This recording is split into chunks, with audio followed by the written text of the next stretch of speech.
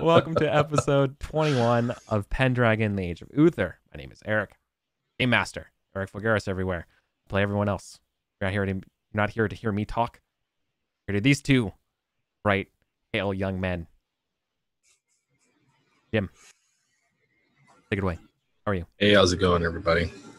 My name's Jim, and I'm going to be playing Sir Erwin, who is a scarred and battle-hardened knight in the Earl Roderick's service, and currently facing down what may or may not be a massive, massive clown show of a battle.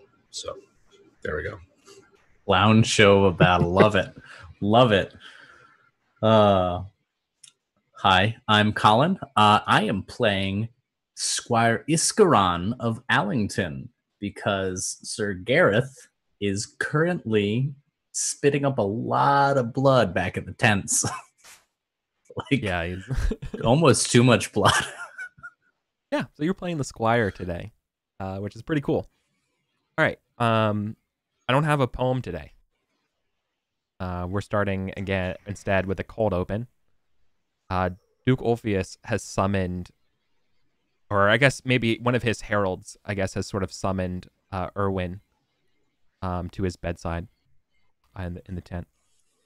Duke Ulfius? Yeah, he's finally woken up after everything. He's the guy who's ran ahead into the city of St. Albans, and then you kind of basically helped save most of his forces. Yeah. The one that Erwin had an inkling about at the feast. Yeah, he calls.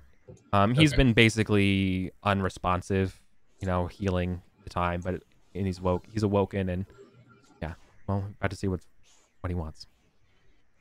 Yeah, I'll go too. Yeah. Sure.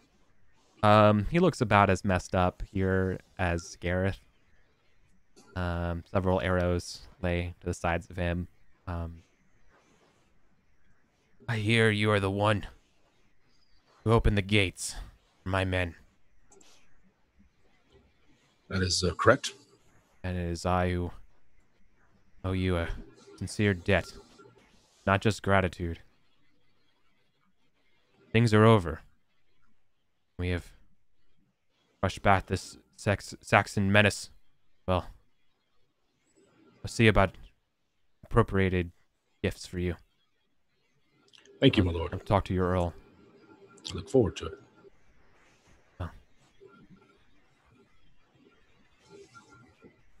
You see, he's like in great pain. How does he look? Yeah, he looks as bad as Gareth. Yeah. The question that I have for you here is, are you expressing any sort of judgment about the battle or anything? Like, are you here to rub it in, at all, or reference that? Like, are you angry at him that this happened?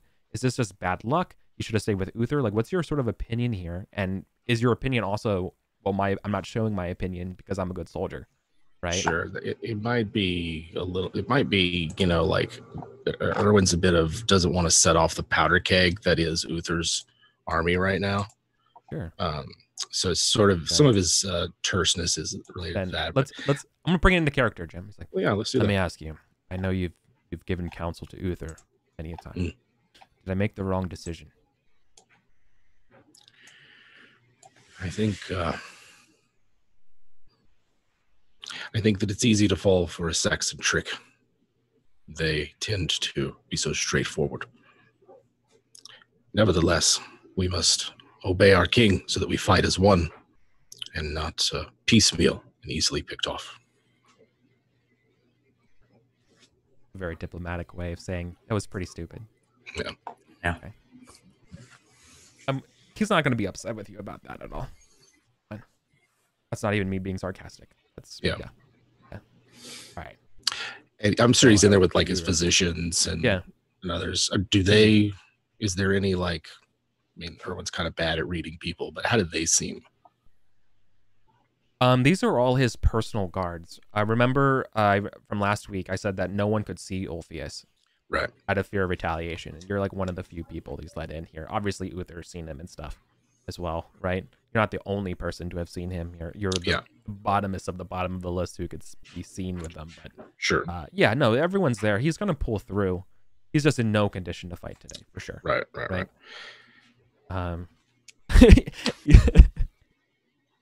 Yeah, I think you probably talked to the doctors. It's like he's tried to get up and get ready to mount about 7 times for this battle today. Like, I think Yeah. this is enough for him. He needs a rest, right? He's Yeah. been trying for this long. I think really, does Erwin get a sense, or do I need to roll something of just how, like, is he BSing Erwin, or is this like a deathbed? Like, I know I'm not going to survive this, so I'll say anything, or is he like legit? No, he's legit. I Okay. mean, you basically saved his army from more casualties, right? That's worth. He's not your Earl, so Yeah. you getting a manor from him would be weird, right? Yeah. There's I can see that. some smoothing that has to happen from that, but yeah, like this is you got a manorable thing. Sure. Right. If Actually, we all both of you. survive this, if there's Yeah. a thing, yeah, both of us would. Right. Yeah, Like, certainly. Yeah, right. That's Then what we'd I'm have saying. Like, two oaths of fealty, and then one of them would be our liege lord. Like yeah, our exactly. directs. It's not unheard of. It's just kind of uncommon, and considering there's so many things up in the air, he's not going to give you it to you right now or Gotcha. anything like Yeah, I that. wouldn't But just the expect it, idea is he wants to see you and to think you would know that like your service has not gone unnoticed, right? Yeah. That's all. Yeah, I show my genuine appreciation, and that's about it. I mean, He plays it pretty close to his best. Yeah, for sure. Okay. Is Garn. Yes. Cool. So, how are you faring on the morning of a battle with your liege, I guess? I think I suppose. the camera swoops into the tent where Gareth is. I think all knights sort of they bring their own tent, right? They bring their own little stuff. You have your and own little there's civilian theme. Gareth passed out, swathed in bandages, and kneeling beside him is Isgran, praying to the crossguard of his sword. And so the first we see as the camera comes in is his back, but when it turns around, we hear his prayer, but we see how much his hands are shaking on the hilt. Oh, I love it. Cool. I think that's the part where we see that and see Erwin coming by, right? Mm-hmm. And yeah, Isgarn's going to be part of your lance or Eskiel. Yeah. Sorry, BattleTech. I remembered his lance too, so that's fine. That works for me. Yeah, I mean, we'll clap him in. How's it going? But we fought together before in that raid earlier this spring. In the most technical of senses, sir. Yes, we did. Well, I trust that you know what to do. I'm aware of my duties, and I will discharge them to the best of my abilities. That is all anyone asks of you. The main thing to remember is not to get yourself killed and to listen to me.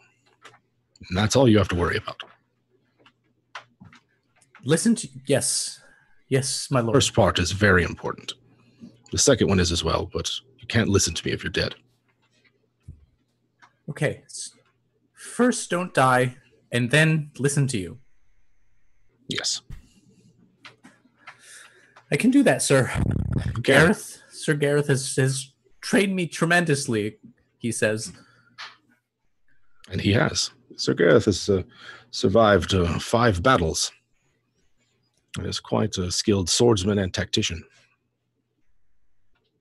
I confess, if I had not seen him put on his gambason, I would not have believed that he survived those battles. There's always... you always leave something on the battlefield. What have you left, sir?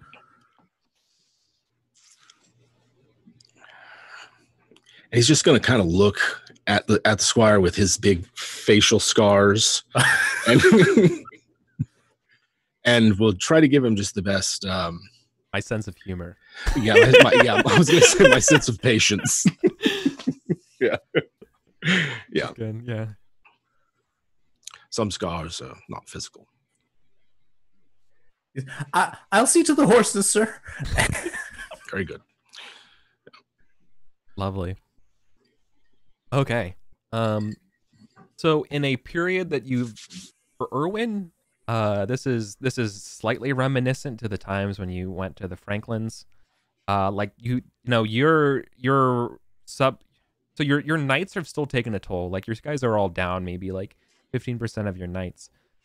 However, like you have equal amounts of men afoot that are both Irish and sort of just your logris, not basically levies, right? Mm-hmm. Like one up from a levy. Right. Like again, you have these sort of vibes, and you kind of remember some of the songs and things that the Irish folks are singing. Mainock hasn't been around. I haven't really seen him. But other than that, if there's anything less you all want to do here in camp, any like other cool scenes of before a battle, like see you out there, sport kind of thing. Other than that, we'll cut to the fields. I think give me a second to think, because nothing's popping up at me for Irwin. I think he would be pretty. I think he's probably keeping his state of readiness up. There's something about this battle that feels, I don't know, different. I think it's the precarious political position that Uther's in that makes the circumstances of this battle just a little too fraught and dire. And so Irwin just feels on edge, probably pacing. This is different. Like this, we've been outnumbered before. We've never been outmaneuvered before, right? Yeah. Straight up, like they bloodied our nose. Yeah, 0-1 Saxons. And now they're facing you with at least force parity in a field. They don't have horses, but they know that you're kind of beaten up and that they think they can take you. They didn't have horses at Mirkwood Creek either, and that was a rough fight. Yeah. Yeah, they don't. They're fine with it. Fuck. Yeah. All right. I like to look at this. I'm thinking, he's probably just going to be. I'm thinking about it. Time. Or when you deserve a check for how you spoke to Duke Ulfius. I'm just thinking if that's an honest check or prudence, or even a check to your not composition. What do you call it when you're the ordering diplomacy skill, courtesy. Oh, courtesy. Yeah. Something I would give it to you, your discretion there. The way you that was a pretty courteous way to say "fuck you, guy." I think courtesy makes a lot of sense as opposed to the other. I think if he was honest, it'd have been a little bit more. What a stupid move. I'm gonna be real with you, Chief. Yeah, right. You really fucked us. Yeah, right. Sir. Yeah. Oh, okay. Yeah, I'll check courtesy. Yeah, sounds good to me. All right, then. Let's cut to the fields of St. Albans. Let's move us to the battle screen. I'll move everyone else on the battle screen as well. It's been a while since we had the proper battle screen, too. Yeah, it has been a minute. All right, let me roll the conditions of the battle today. I know it said it rained yesterday. Mm-hmm. This is in May. Good breeze, no rain, but it's a cold day. Okay. Oof. Oh yeah. So maybe your hands are shivering also because it was cold. It's literally it's below freezing. It's like it's a freak like cold, which is even worse. Beautiful visual of like the line of horses and men, and they're like snorting plumes from both. Yeah, I love that. Wow. Mm-hmm. I think this is an extremely rare roll to get for May. For this time, it's like late spring, early. Yeah, it's super late May, and it's below freezing.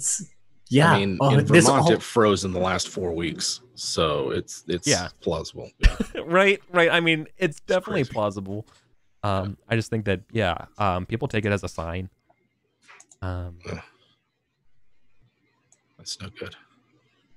Even the ground is hardened for battle. Yeah, so like any puddle and stuff like that's frozen over. Now, like all like the crunching through it. You guys are moving. Oh boy, I would hate to wear chainmail. Oh my god. I was gonna say, yeah, it's all frozen, icy mud. Yep. You get freezer burns on your cheeks just from the helmet.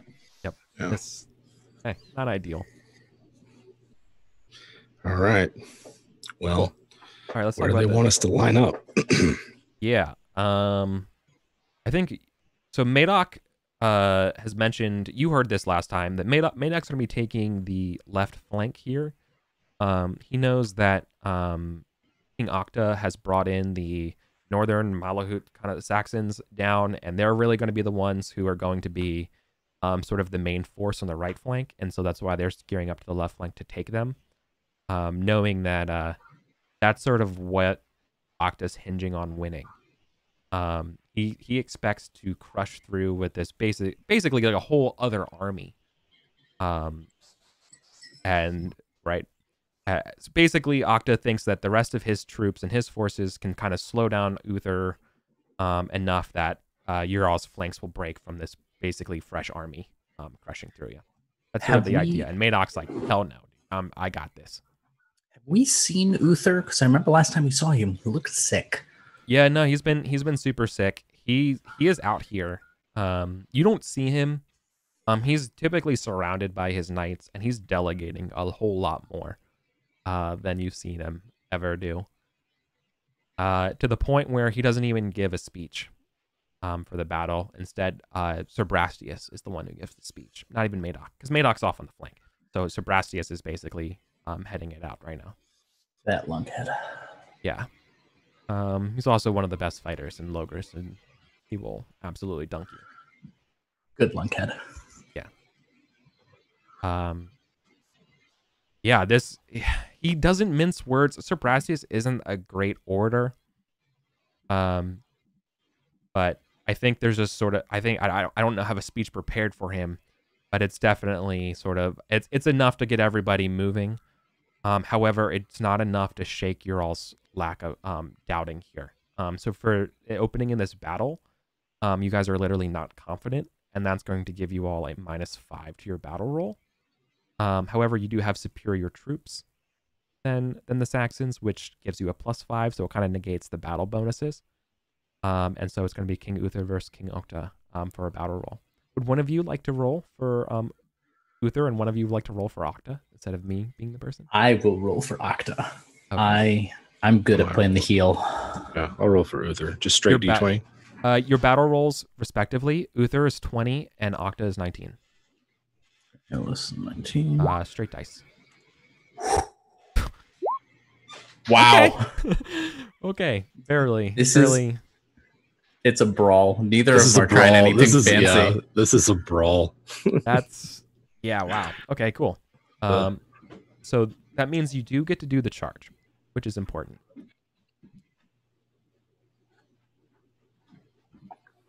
So I'm sorry, say that again. You get to do the opening charge here.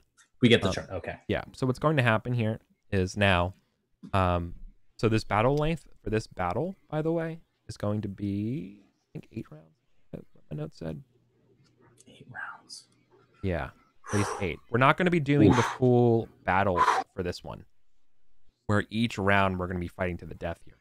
We're going to do a single group of sword rolls, and if you pass, then that counts as the victory for the round. Okay. All right. That works for me. Yeah. So this is basically the length of a normal battle. All right. So this is the first charge. You all are sort of lined up together. Isgarin, this is the first time you're in this seat. I think they... What's up? I was going to ask, are we in the van or the main force? You're just in the main. Okay. You're not in the van. Again, that's reserved for Uther's like top dogs. Right. So for you all, what's going to happen here is I feel like Isgarin, you're probably pushed into a spot where you can't really like, no one really needs to rely on you that much. You're kind of just squeezed in the middle, or like a little bit off to the side, where you're squeezed between two veterans basically to make sure that you're locked. Oh yeah, right. I think Gareth's vassals organized like Yeah, Iskaron. Like they're the ones who are like Morris like, and yeah. Morris. God, oh, that guy. I love that guy. yeah. I feel like more. Yeah, man. Oh God, I wish we had more time to spend on Morris in this game, but he is very interesting. Okay. Cool. So then let's do the first charge, and we're pretty much doing this by book of the battle. So Iskaron, I think in response to being so sort of sidelined, is going to, as we bring our horses up to trot, he's going to draw his sword and almost drop his lance and hold it up and bellow, for the Earl and for King Uther Pendragon, and is going to call on Passion's loyalty of Lord, like in that pipsqueak voice. He's gonna try. Do you have hatred of Saxons? It's not listed, but I could roll like. Oh, you should absolutely. Yeah. 12. Yeah. Okay. So I think as a GM, I think I'm required for you to call on your hatred of Saxons first. That's fine. He is more scared than angry at the Saxons. Yeah. Okay. That whole line is unmoving as you all begin to get going and going as that sort of locomotion speeds up. You see the rows of great spears getting ready. You see like the shields in the back locking in, braced for you. And like you're kind of like slowing down, and the other knights next to you, Morris and people are like, absolutely fucking not, buddy. Yeah. You're in this roller coaster with us. Ferumbus just like reaches over this lance and like tips Iskaron's lance up a little into the proper position. Yeah. Steady in the pocket, boy. Yeah. Absolutely. Okay, cool. You still getting the +5 though for the charge. Erwin, you also you're bound to roll your hatred of Saxons. Yeah. All right. Mine's at 16, and I don't want to look because I'm all right. Let's go. Oh no. You literally fumbled it. You did, yeah. I've never tested this before. Okay. So there's no way. So this is when you roll a 20 on this. This is literally yeah. this is the melancholy meltdown. Yeah. This is what happens to Gareth. But there's nowhere for you to go. Sure. And can I take a minute? Yeah, certainly. Because I don't even know what the fuck this means. And this completely changes how I think this whole day was gonna go. Oh God, yeah. Right. I was even wondering whether I should call on a passion for something like this. No, so part of this game is that, and this is something I actually been doing a bad job GMing. That when you're a GM in this game, actually the GM's supposed to call on some certain passions for you. Like when this happens, you don't have a choice. Oh, yeah. Your passion forces you to make a decision in this moment, right? Certainly. Especially 16 or higher, right? That's the notable. Yeah. Exactly. Right. So on the player's one-page battle reference, all it really says is, note if your knight is subject to melancholy, hate, or fear. It doesn't say what you're noting it for. For purposes here, I think you're just going to take I'm going to give you the melancholic part of it, but I think what we're going to do is after the battle you're going to run away because like you're in a charge, or like at some part of the battle you're going to disappear. Yeah. Right, and you're basically going to be going missing as you go like wandering around your doubts. This is based on your hatred of Saxons. So let me ask you this: this is a charge. The first thing I think of when this happens is that like you're in like a vision. Sure. Like the first thing I'm thinking of is you're in a vision, and like as Erwin kind of goes on autopilot of this charge. And but I feel like we'll figure out what that is afterwards as your like vision narrows. And I think I have an idea because I'm looking at my passions. This to be collaborative because I don't. Yeah, I'm feeling like, looking at my passion, Saxon is not one of the ones I would choose. I might choose loyalty, which is 18, and then love is higher. So I can see this being like everybody else is whipping themselves in this frenzy about the Saxons this and the Saxons that, but it's clearly not just the Saxons anymore. We're fighting like, men from Malahut as well. Yeah. And so like, what I see this as is like there is a conflict within Erwin over his loyalty. and over who he's truly loyal to, which is his wife and their marriage. And it's stronger even than his loyalty to the Earl or Uther. So I think it's like this moment where he's like, what am I doing here? Like this, I'm fighting for something that's nothing, you know. He's just, what's the point, kind of. That's how I could see it manifesting. Can I ask, I recall you had a family sword, right? That gave you that that bronze sword? Yeah. Where is that sword right now? It would be at his side. He brings it whenever he fights Saxons. And that's hasn't used it is in France. And that's the thing that like symbolizes in a lot of ways your family's connection to Logres, to this feudal system. It's your family's ancestral sword. Yeah. What if that stays on the field? What if that? Ooh, yeah. What if that's not coming home? I could see that. Yeah. Because he'd have it with him. He's fighting Saxons. He's got this blade with him. It's you know, it's like it's a good luck charm as much as anything else.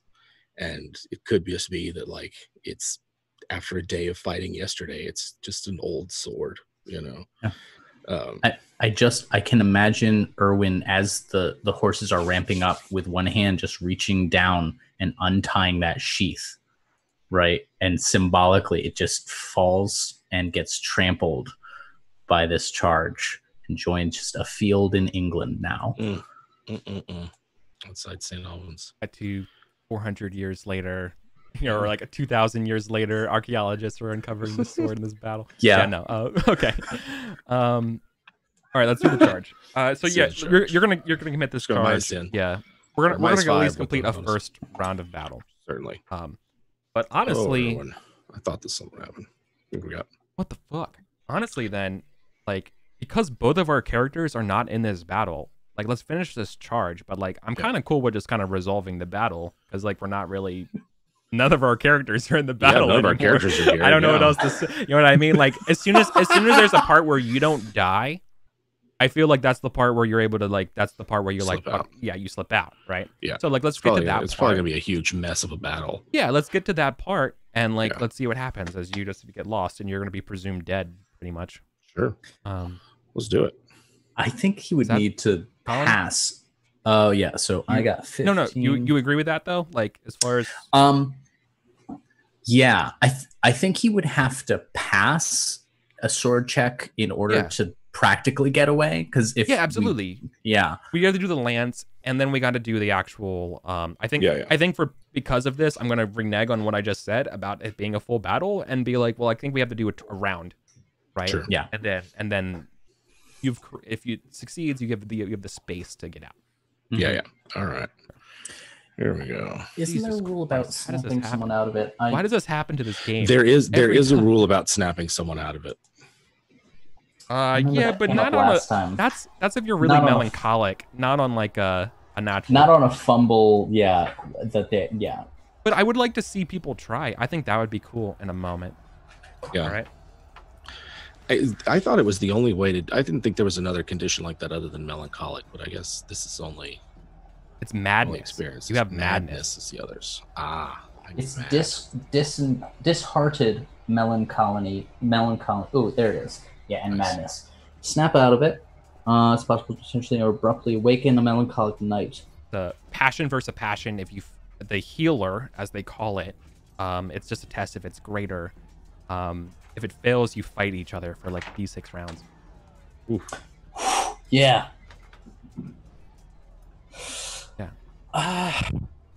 We had this. You did this on the loyalty chest. Yes. Literally in Franklin. It's the Irish, man. It's the luck of the Irish cursing you all. Oh my god. Every time they're around.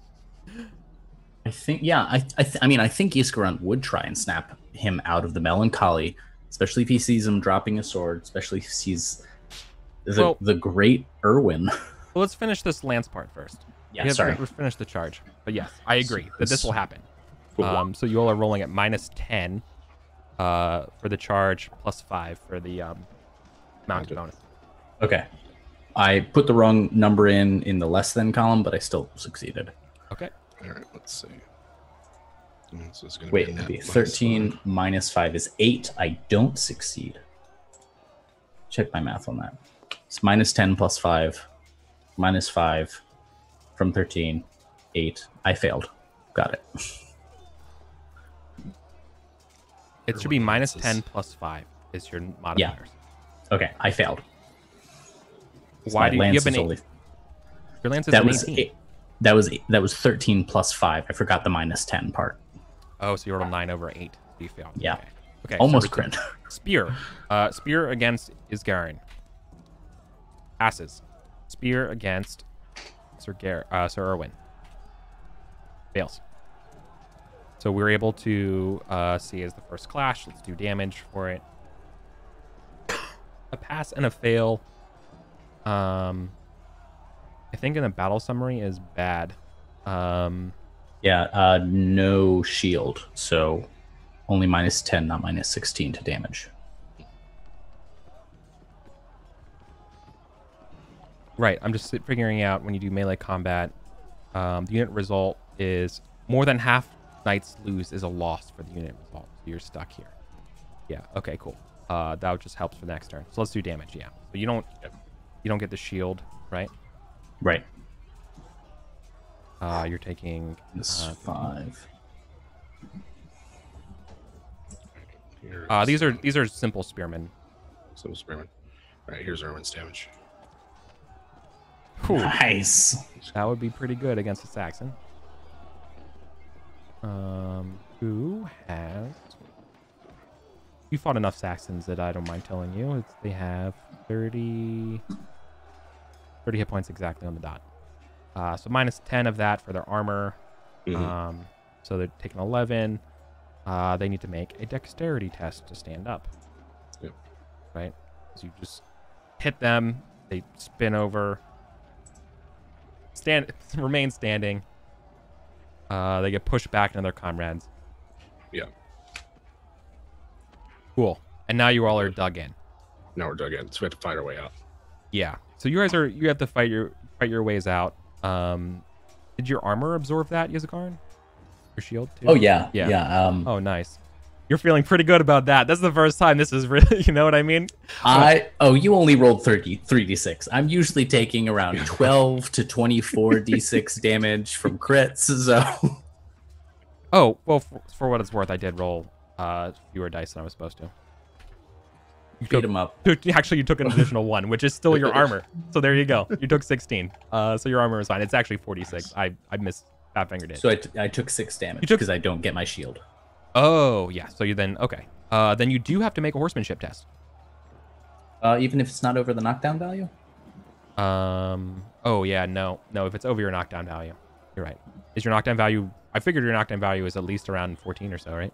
It's exactly 14. Well, you took it's 16 damage. Knocked down. Right before armor. Yeah, I gotcha. Okay. Right. So I'm like, okay. Oh my god, his horsemanship is terrible. Man. Survive. Nope. That's even with a -5 to the roll. Yeah.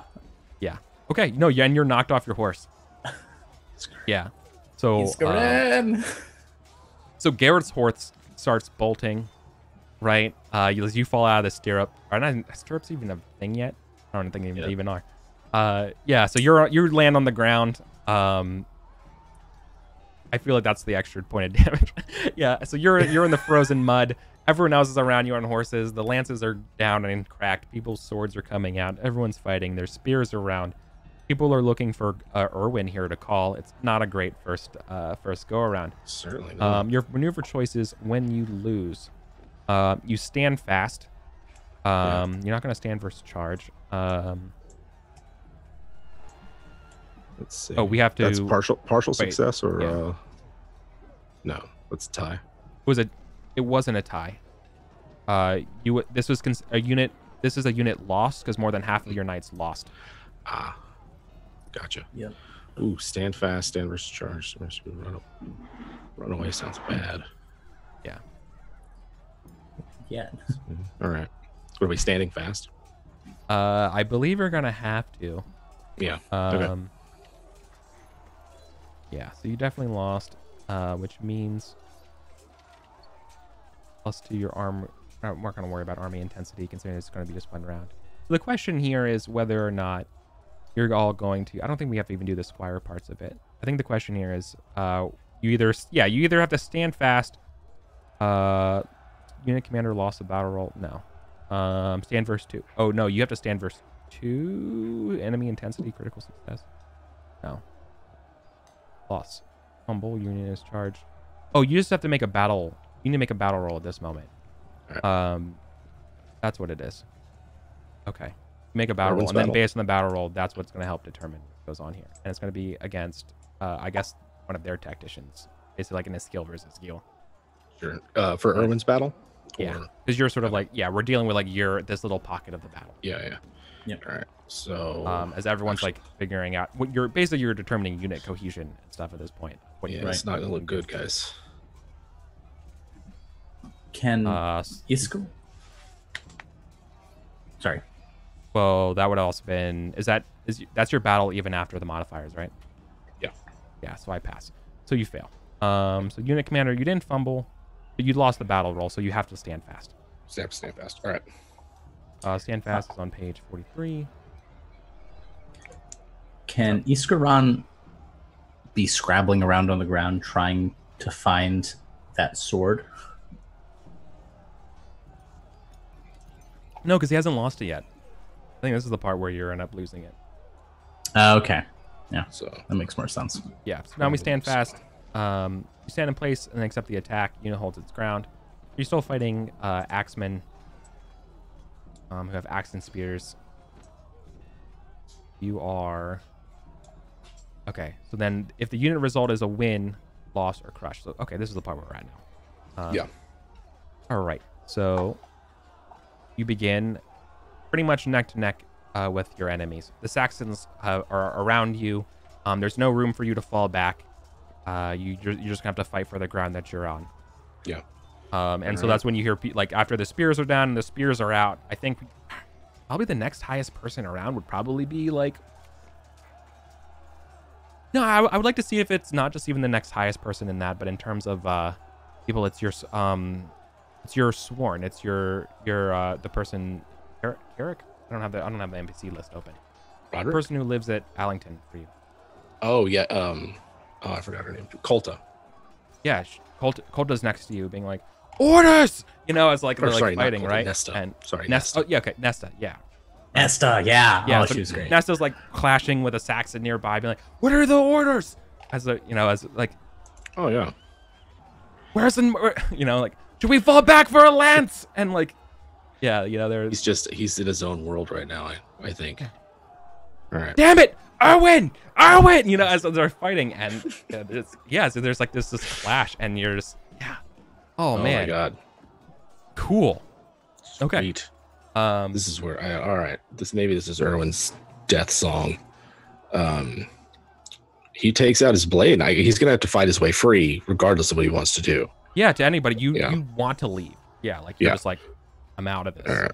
Yeah, let's do this. So, Sword. The first person that's gonna have to, I would love it if it's you. Do you want it to be Asgarin? Like who do you want it to be? The person who's there to stop you in that skill?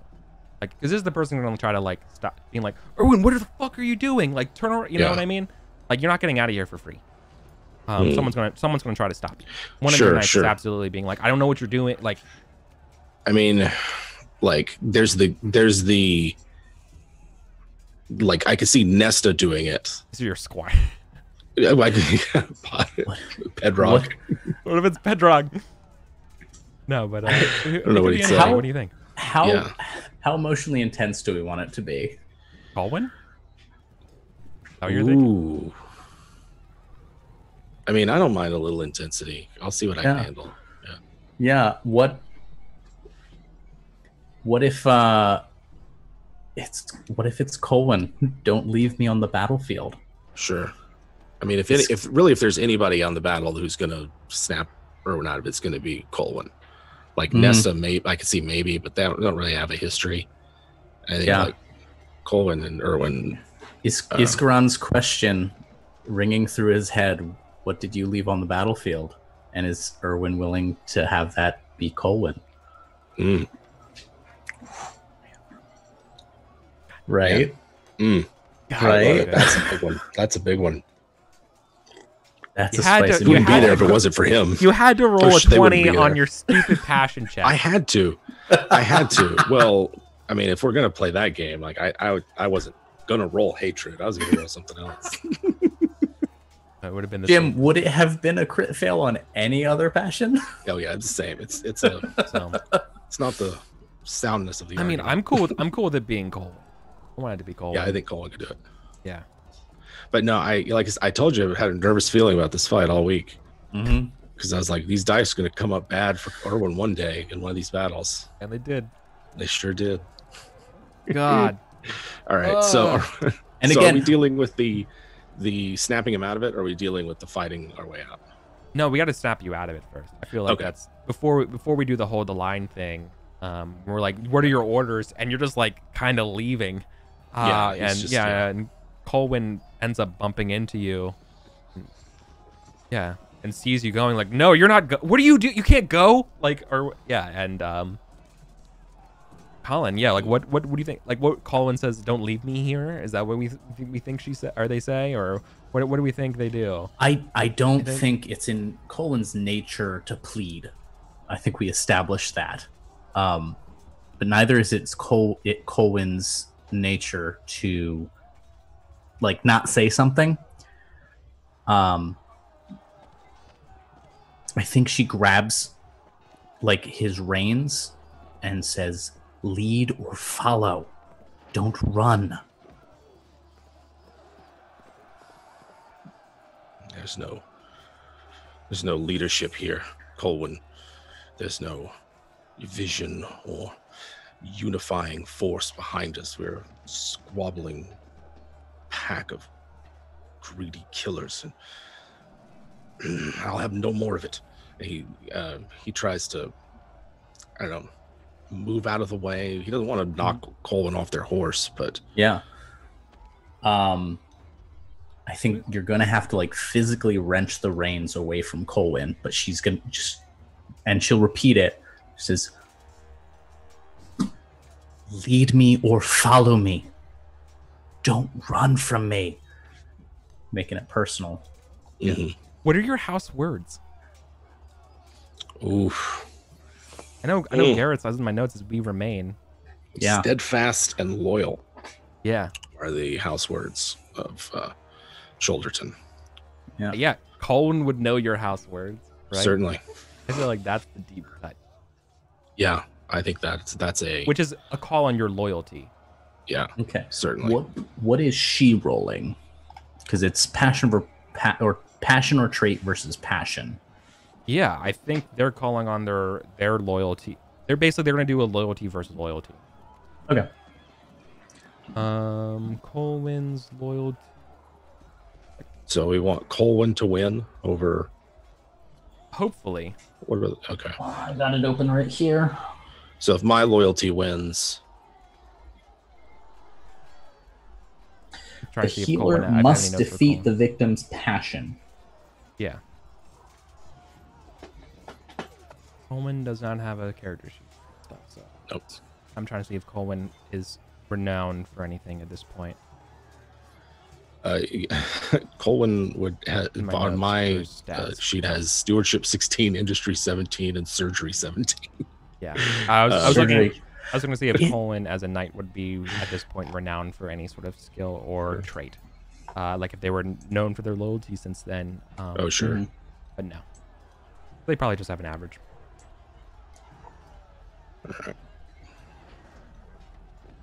So I'm rolling my loyalty, not my hatred of A Saxons. starting character knight has it as like 15 or so, so I think 15 is Yeah. I'm going to say it is.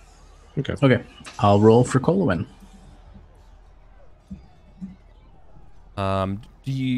Does Erwin roll at the adjusted rolls? Oh, let me check that. I think that's right here. I feel like you probably do, but I don't remember what we did the last time this happened, which I was think can't remember ironically also at the last battle that we did. Right, yeah. Yeah, oh yeah, that was 5 years ago at Lindsay.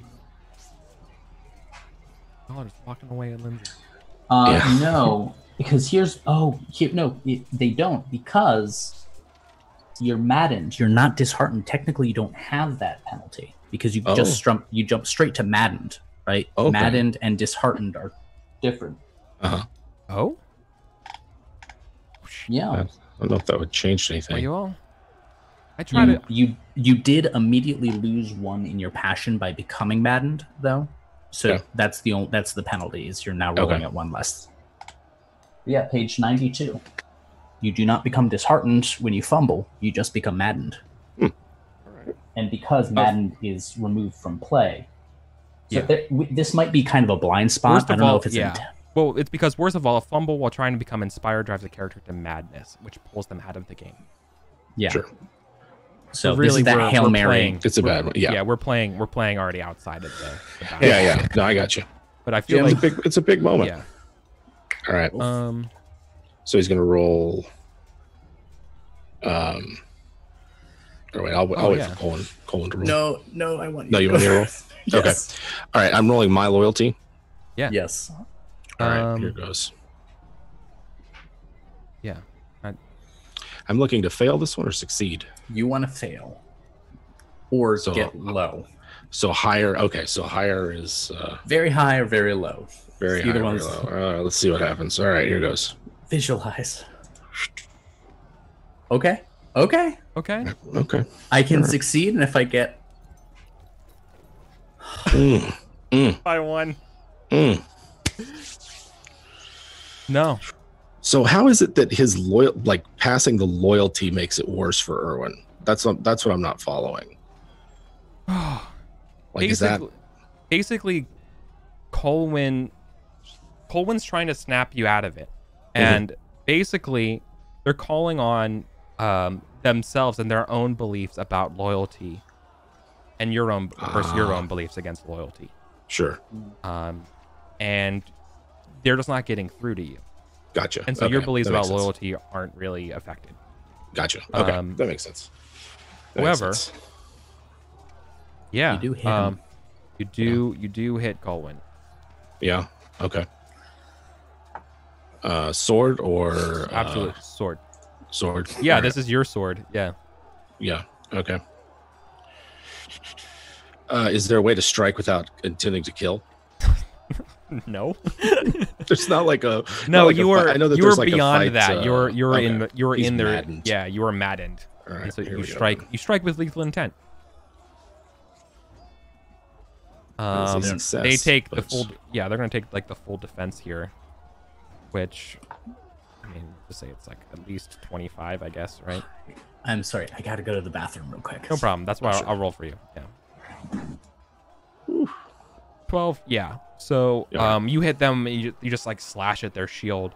While I think Colwyn's like trying to figure out what the hell's going on. Yeah, and then this is the part where Colwyn's going to try to like grab you. And also kind of like break out of the fight and grab them. And now everyone else is around you is like, what the hell is going on? Yeah. Right. But everyone else is caught. But they see you two like fighting each other while this is happening. Oof. Yeah. It's gonna be bad for them keep either going way. And being like, yeah. Erwin, you don't have to do this. As they don't have. How can they can't call on their passion of loyalty. I don't know what else or they can call on hospitality to fix you. No. I think they just say that you don't have to do this, and I think what they're gonna do is just try to like non-violently hurt you and keep you here as best they can. I mean, they have to attack you. Mm-hmm. What is honor on the table? Yeah, totally. Yeah. Oh yeah, we right. could totally roll honor. That's a great one. I could see rolling honor, but I mean, Erwin's isn't particularly high, but he still has a. Yeah, they're running. Yeah, this would be ruinous. Yeah. All right. Yeah, so like, Erwin, what are you doing? Have you no honor? Think of your honor. Think of your vows. Kind of thing. And yeah.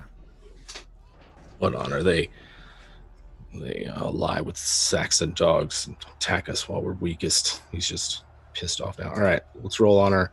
Close my eyes. I don't want to know. I think their honor is 15. Colin, can you roll? Can you roll for them? Yes. Also, Colwyn lost a point of loyalty because of that. Right, when you fail that snap out of it. Oh yeah. Ah. They fail their honor as well. Oof. Yep. Oof. All right. That means then there's another strike here with your sword. Yeah. The age of Uther is brutal. We haven't even gotten to the anarchy. Haven't have we? Okay. Damage. I don't think I rolled damage last time. That's because I beat you. Ah. Oh, yes. Well, technically. Well, we gotta see. Oh, no, technically they would still beat you for damage. A 12 versus a crit of a total defense. Yeah. Okay. They don't do any damage back to you with total defense. Right. Okay. So they still stand in my way. I have yet to overcome them. Battle rages around us. I think someone else has to take over. Obviously, like Yeah. commanding everybody, right? At this point. Yeah. Who do you think would do it? Do you have a family night in mind? Do you think it's someone else? This is also open to Colin as well. Yeah. Who do you want think to be like, fills the void? I mean, Ferumbris, fucking cluster shut. Ferumbris and crew are Gareth's house knights. Yeah. The only one who's in fiefed is the Allingtonite and Morris. What if this is his time to shine? Be like, Morris. I may not be good with a sword, but I'm old as fuck, and like I know a thing or two about how to fight. Could be. Also, I think his name is not Morris. It is Not Morris? Moriad. He's from Moriad. Maris. He's Oh. Moriad from Maris. I know that Nesta, her qualities were that she was highly loyal and honorable. And Nesta's the one. It seems like Nesta might, or I don't have any stats for other than a sword. That's fine. I mean, Nesta would probably have basic stats for a knight. What do we need? You know, the number 4. What stat do we need? Oh, I'm not sure. We were looking for someone else to see if we could snap Erwin out of his madness. Yeah. I think.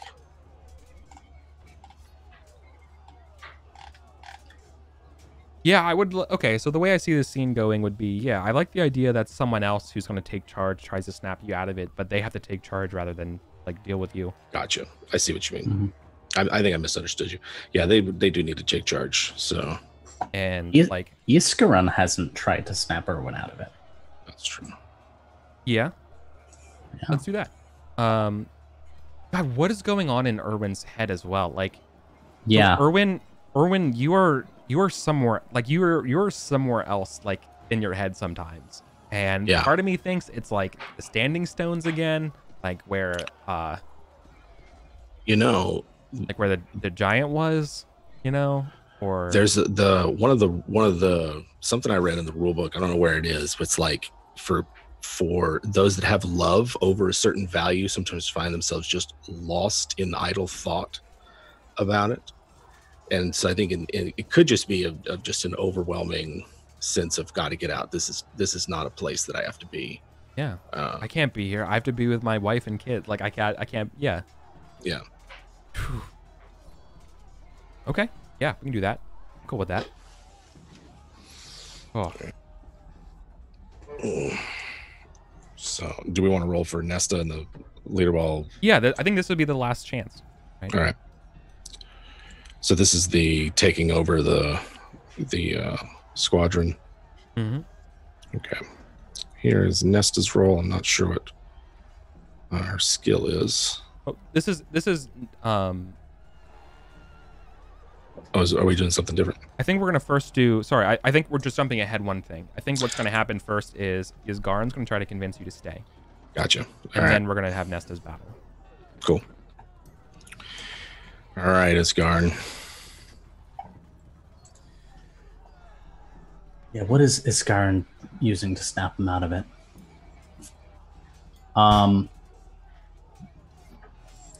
Honestly, I think he's making a plea of Mercy. Iskaron's terrified. He doesn't want to be left here without the one remaining like half mentor. Because Gareth's gone. Gareth can't help him. He's Gareth's squire, but he was kind of working with Erwin. And if Erwin is gone too, who looks out for him in this terrible maelstrom? That's a good question. He's a little baby bird. His skin is made of eggshells. Yes. Oh my god. Yeah. So whatever his, I think he'd be calling on Erwin's like mercy. Sure. Something that technically probably would have happened is that you got called on for hatred of Saxons as well. Sam? Like every night, something to consider would be like every single knight had to roll their hatred of Saxons at the start of this battle. Yeah. So that might have influenced the bonus to your roll here. Or not, I was thinking. So thinking merciful versus merciful. I don't have anything noted for Iskaron's mercy. Roll a d20. Roll a d20. Okay. God damn. Okay, they got a 5. Their hatred of Saxons though would probably be like around 15. So Iskaron's is 12. Yeah. Oh, there you go. So that had to get fired first. So see what they're at. Okay, so they failed. No, so they're also they're also terrified. Oh wait, that's right. You already did that. I already did that. I'm sorry. Yeah, my bad. Okay. Here goes merciful. So just don't beat a 5. You failed. Failed. So Colin, Ysgarn has to roll, and you have to roll a 5 or less. Well, he's got a. Oh, you have one. Well, you've got 10s in anything that isn't noted, right? Oh yeah, what am I thinking? Jesus, yeah, sorry, you're good. So you're able to beat his mercy. Jesus Christ. Okay. So Iskaron just snap him out of it. I'm looking at what happens here when you not in trait rolls, but using passion. Yeah, if the healer wins, which would be Iskaron, then the condition is ended and the victim snaps out of it. Right. Shit. Yes and no. Let's keep in mind though that we're playing with this modified version here, where when you rolled that 20, your character sheet is mine. Sure. And that this is the pretense for you to get out of here. And basically, what I think this is the mode for where you leave. Instead. And this is the part where you do sort of snap out of your haze of like, oh my god, I have to leave. And like you're like just in this space where people are yelling at you. Where Ysgarn finally yells at you. You have a moment of like you're at this battle and you're like, oh my god, I need to leave. And like that's the part where you leave. Like they snapped you to that moment. I think. It's like again, because technically your character is basically gets turned over as soon as you rolled that 20. But we're waiting for the moment for you to get out. And I think that's what it is that you have been so like lost in your head and angry. Then there's just this brief moment of recollection that they get you to it, and that's when you just like kind of disappear into like a bunch of horses. Cool. And they're fighting. Okay. And it's really awkward, but I'm trying to make it work. Yeah, I can see that. That makes sense, Colin? I follow that. Okay. Cool. I just want to make sure. Like, if anything I'm saying doesn't make sense, then like let's workshop it. I was gonna say, like, how is the course of the battle going? Is it like still in the balance, or? Yeah, it's totally still in the balance. You guys are in like still turn 1-ish, so it's all happening. It's still opening phases. Yeah, I mean, like, might look conspicuous if like we're trying to flee this early, but I don't know, this sounds like a big battle, so it could just be that. Yeah, it's a huge battle, and get lost in the fog. You just get you just literally get lost between all the horses and everything moving around. Yeah. Okay. So then I think what happens here is because you're going to be going into your own solo event at some point here. Yeah. So then let's talk about what happens, and then I guess we'll go. Yeah, I don't know. Okay, so let's just talk about what happens. Let's figure it out. So as far as the resolution of the battle goes, and let's hear this from the point of view of Gareth back at camp. Yeah. Right? When people come back. And I think Gareth would, when he wakes up, demand to get on its horse and like force some serf to like. The serf talks him out of taking up his arms and armor, but he demands to like get on. So he's like slumped over, bleeding lightly into his horse's mane, just craning his neck to see what is happening and what it's looked like. Sire, no, you can't be going. And so they like get you off of this horse, right? Like if I wanted your opinion, we'd share the last name. Get off me. Sire, you're way too weak to go anywhere. We hear reports of the battle. Slap you around the head. We hear reports any moment. And yeah, and so that's what we start to hear. Like, you get ready to go when like some of the first initial riders come back with news to camp. Mm-hmm. And they say, Uther has won the day. And that's probably where you like relax and probably stop wanting to rush off. Then I'm like, get me off of this fucking horse. Madoc slew King Okta. God's wounds. And they routed the cowards. And Brastius has taken a grievous wound. I've come prepare for him. As like that's why he's at the medical tent, right? Like to get ready. Mm-hmm. They're like, oh shit, and that's when Brastius starts coming in here. Yeah. So British losses end up being significant, but fucking out of the jaws of defeat, Madoc ends up winning the day. That fucking guy. That he breaks the flank that was supposed to break Uther's army by killing King Okta. And the Malahoots crumble. So Erwin, the battle is over, and Uther has won the day. And then I feel like there's this moment here when you kind of fall asleep. And this is the weirdest part of this moment here. Like I guess you're probably gonna wake up around nighttime, right? As like rest of the camp has sort of moved out. Someone moved into St. Albans, right? You guys are all like kind of enjoying yourselves. I don't know, but like it's weird because this is done from this sort of non-personal level, right? So I think, and this is like completely screws with all of my notes and stuff. So I think the best way of handling this then would be hearing about it in the morning. Of just like we just cut to like after, and you guys are just gonna go back. Because yeah, I don't think they can even move you, Colin. Like, you're pretty much like would medical move to St. Albans by the end of the battle? Remember, I'm not down and out anymore. I need surgery. That just means that I can't do anything strenuous like fighting. Yeah. Have you not had surgery? That could have been what I was getting back at camp, honestly. Yeah, I feel like that's probably what they would have done for the whole day, right? That's fair. But Gareth would want to rub elbows with people. But would he try and go without Erwin?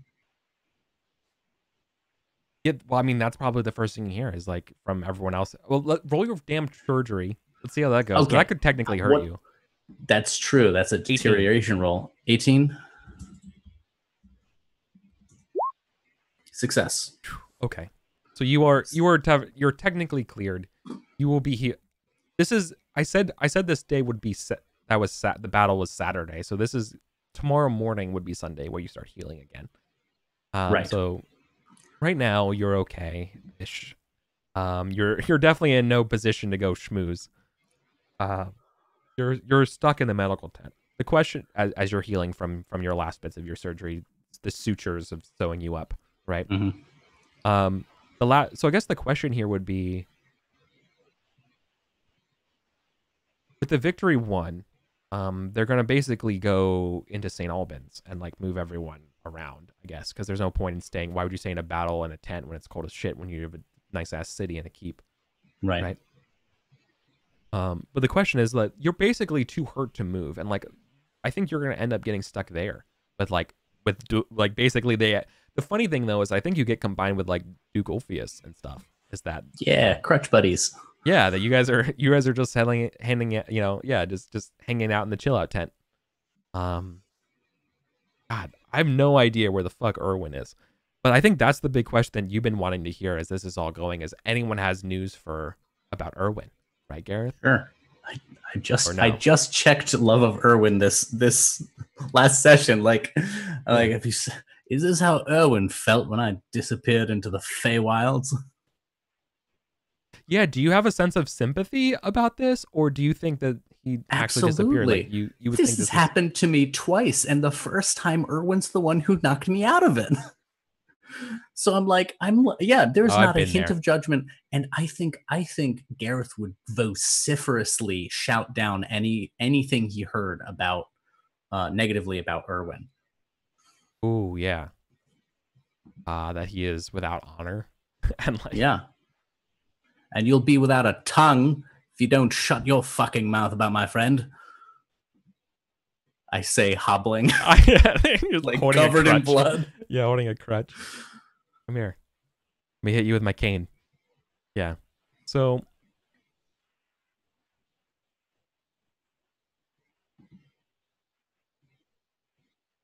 so there's not really much for you all to go off of. Then this is going to be, so then I think what happens here is like we're pretty much going to go into winter, with the minor exception that the world as you know it is no more. The following morning for you, Gareth, is that the entire feast, all of the patrons are dead of poisoning. Uther, Full Roderick, everyone, except for those who were injured. Oh, Duke Ulfius is here. Logos is decapitated and in a state of shock the following morning. Which is weird for me to announce like this because you all aren't here.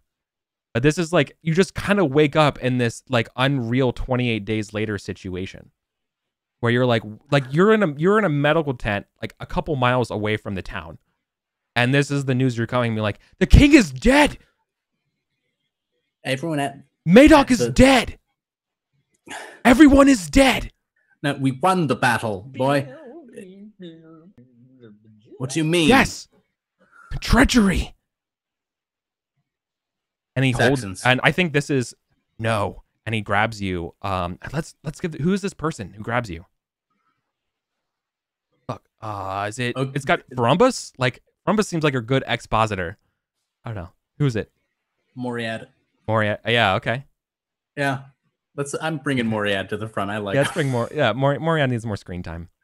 Brumbus is also great though. Not the Saxons.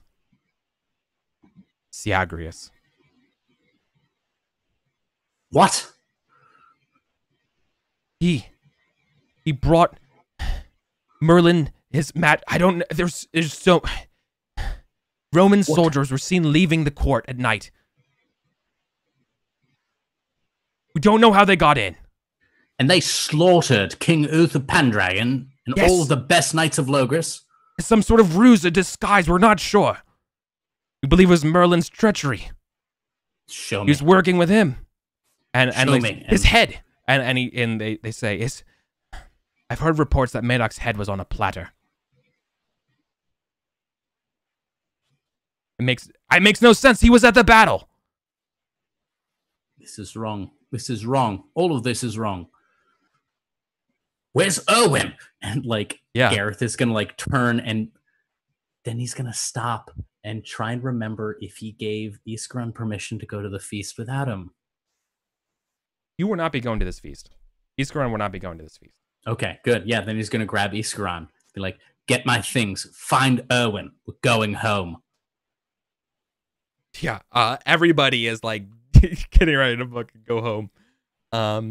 You don't have an Earl, which is weird. Unlike Iscaron, Gareth is very comfortable taking charge. You don't know the status of Sir Statirius, who would technically be the one inheriting. Right. Wait. All you're getting is already. you're getting multiple different reports of what happened here.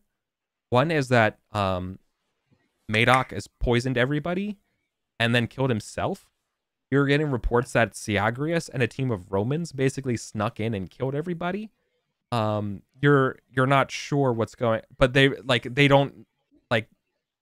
The thing that they've been telling everybody is that they have flowers, and that's why they think it's Syagrius. Is that there's these Roman flowers that grow on graves, and they're all over and surrounded with Madoc, and they think that with Madoc's head, it had to have been a Syagrius trap. Because he after the battle, like where is Syagrius? They don't. Yeah. And, could Gareth like go check, like, or is this he has to rely entirely on word of mouth? you're like 2 miles away from the city, and this is like the keep. Oh, right. I'm still stuck outside. Yeah. Yeah, this is why you're getting all this secondhand information of literally everybody coming around and picking up their camps, right? Yeah, and being like, yeah, no. Well, the good news is that the fucking Saxons have turned tail, and they don't know about this yet, and so everyone else is kind of going home and figuring out what the hell's going on. Fuck. The problem is that Duke Ulfius is also super hurt, and all his men are getting ready to go. To Gareth's thinking, if he has a lord, that lord will know where to find him. It's going to be at Winterborn Gunnet. Yeah. So, like, there's nothing to be gained by staying. Yeah. Syagrius is calling for people to swear fealty. Like, that's the like later on in the day, that's what you've heard, but you have no idea where he is or anything like that. But apparently Syagrius is the one, and he's back. He is claimed credit. Okay. Something about Uther's word and one city or something. You just don't know. I hate it. And this is all revenge. I hate all of this, Eric. Use different words. Use different words, please. Well, it's really weird because I have this huge fucking scene for this, and it's like, cool. Well, here's fucking secondhand knowledge, I guess, because y'all fucking did this to me. You could have put us there. You could have. We fucked up enough rolls. No, you succeeded at enough rolls that you didn't. Basically, I thought for sure Erwin was going there. Because he won the battle and he got a designated spot. He would be here at this battle. You would be here. Yeah. God, can you imagine that? Erwin dies and then Gareth goes home. Is like, we remain. Yeah. Ooh. So this is the year. This is a shitty year, Eric. This is a very bad year. Welcome. Man. This is the end of the Age of Uther. This is it. I thought it's the beginning of the anarchy. This is the anarchy. It doesn't matter what Uther did or what Erwin did on that battlefield because they're all dead. That's true. Because they're all dead. Erwin no one gives a fuck what you did. No one gives a fuck. No one. Yep. He has. Well, I mean, depending on who's picking up the pieces. Who basically, survived? Did Colin survive? Like, all of their lower knights, no one of 4,000 or below is safe. They're not okay. Think of this as a decapitation of anyone with greater than like 6,000 glory. Okay. Right? Yeah. This is the high table feast is poisoned and they're dead. Okay. All right. Apparently it happened like late in the night. Madoc's head's in a chest covered with these extra Roman flowers, and Syagrius outside basically announces that, swear fealty to me. And like apparently he's taking some other people who have survived hostage at the keep with the Irish soldiers. Is anyone gone over? Basically the Irish people are working, like those soldiers from Astralagus are all under his command. that apparently Madoc had poisoned the king of Astragalus or got the ally of him. Like, there's a lot of things happening right now that you don't know. That All are above going our on. pay grade. And basically, Astragalus is like, "Yo, what up? It's your boy. Like, you're gonna work for me now." Because there's no set. We're gonna, Ulfius is like trying to get the fuck out of here before he has to declare anything. Brastius is also hurt. Wasn't at the feast. But politically, this is going to be a problem for next sessions. But just to help lay you out here, because we're going to have to do like some kind of weird solo thing, and we're also have to do winter phase for this year. But the way I'm seeing it right now is just so you all get kind of primed and ready to go, is that Satirius has a claim to Salisbury. But what does that mean? Yeah, not a good one. That's not a good one. Many of Roderick's most loyal knights will not accept that, for sure. Gareth would not be keen on that. Elad, like the wolf, like all those folks are gonna definitely not. They're gonna be like, "Get the fuck out of here! I don't care what you say. Your betrothal's null and void. We're not gonna let Lev Kamagas. We're not gonna let Silchester rule us, right?" Third, you have Syagrius back in the mix with this foreign army, basically saying, "Hey, how's it going?" Fourth, the Saxons are going to realize this and going to capitalize on the opportunity. And fifth, a sword and a stone showed up outside of London. So that's the anarchy. Welcome to Crusader Kings, because this is what we're doing. Yeah, this is now Crusader Kings. Loyalty is not for granted. We're playing on hard mode. You guys, I'm so glad both of you are actually going to be alive for this rather than playing new characters to the anarchy. I think it's a big mistake to have new characters get introduced and thrown into this giant pit rather than experienced ones. But this is going to be difficult. You're going to expect a lot more raids, expect a lot more danger, expect a lot more treachery, as people vie and struggle for power. Use this time to conspire and acquire your own power, is what I would also urge you all to do. Lady Elaine is going to fucking love this. Lady Elaine is exactly who you want in this corner right now. Yeah. I'm married well, not knowing exactly that this is the best insurance policy you could have for this moment. So yeah. I'm trying to help you describe sort of the fissuring factious lines that's going to happen. That's going to be your reality for like the next 15 years, 20 years. Yeah. And Satirius is Ulfius's vassal, right? Correct.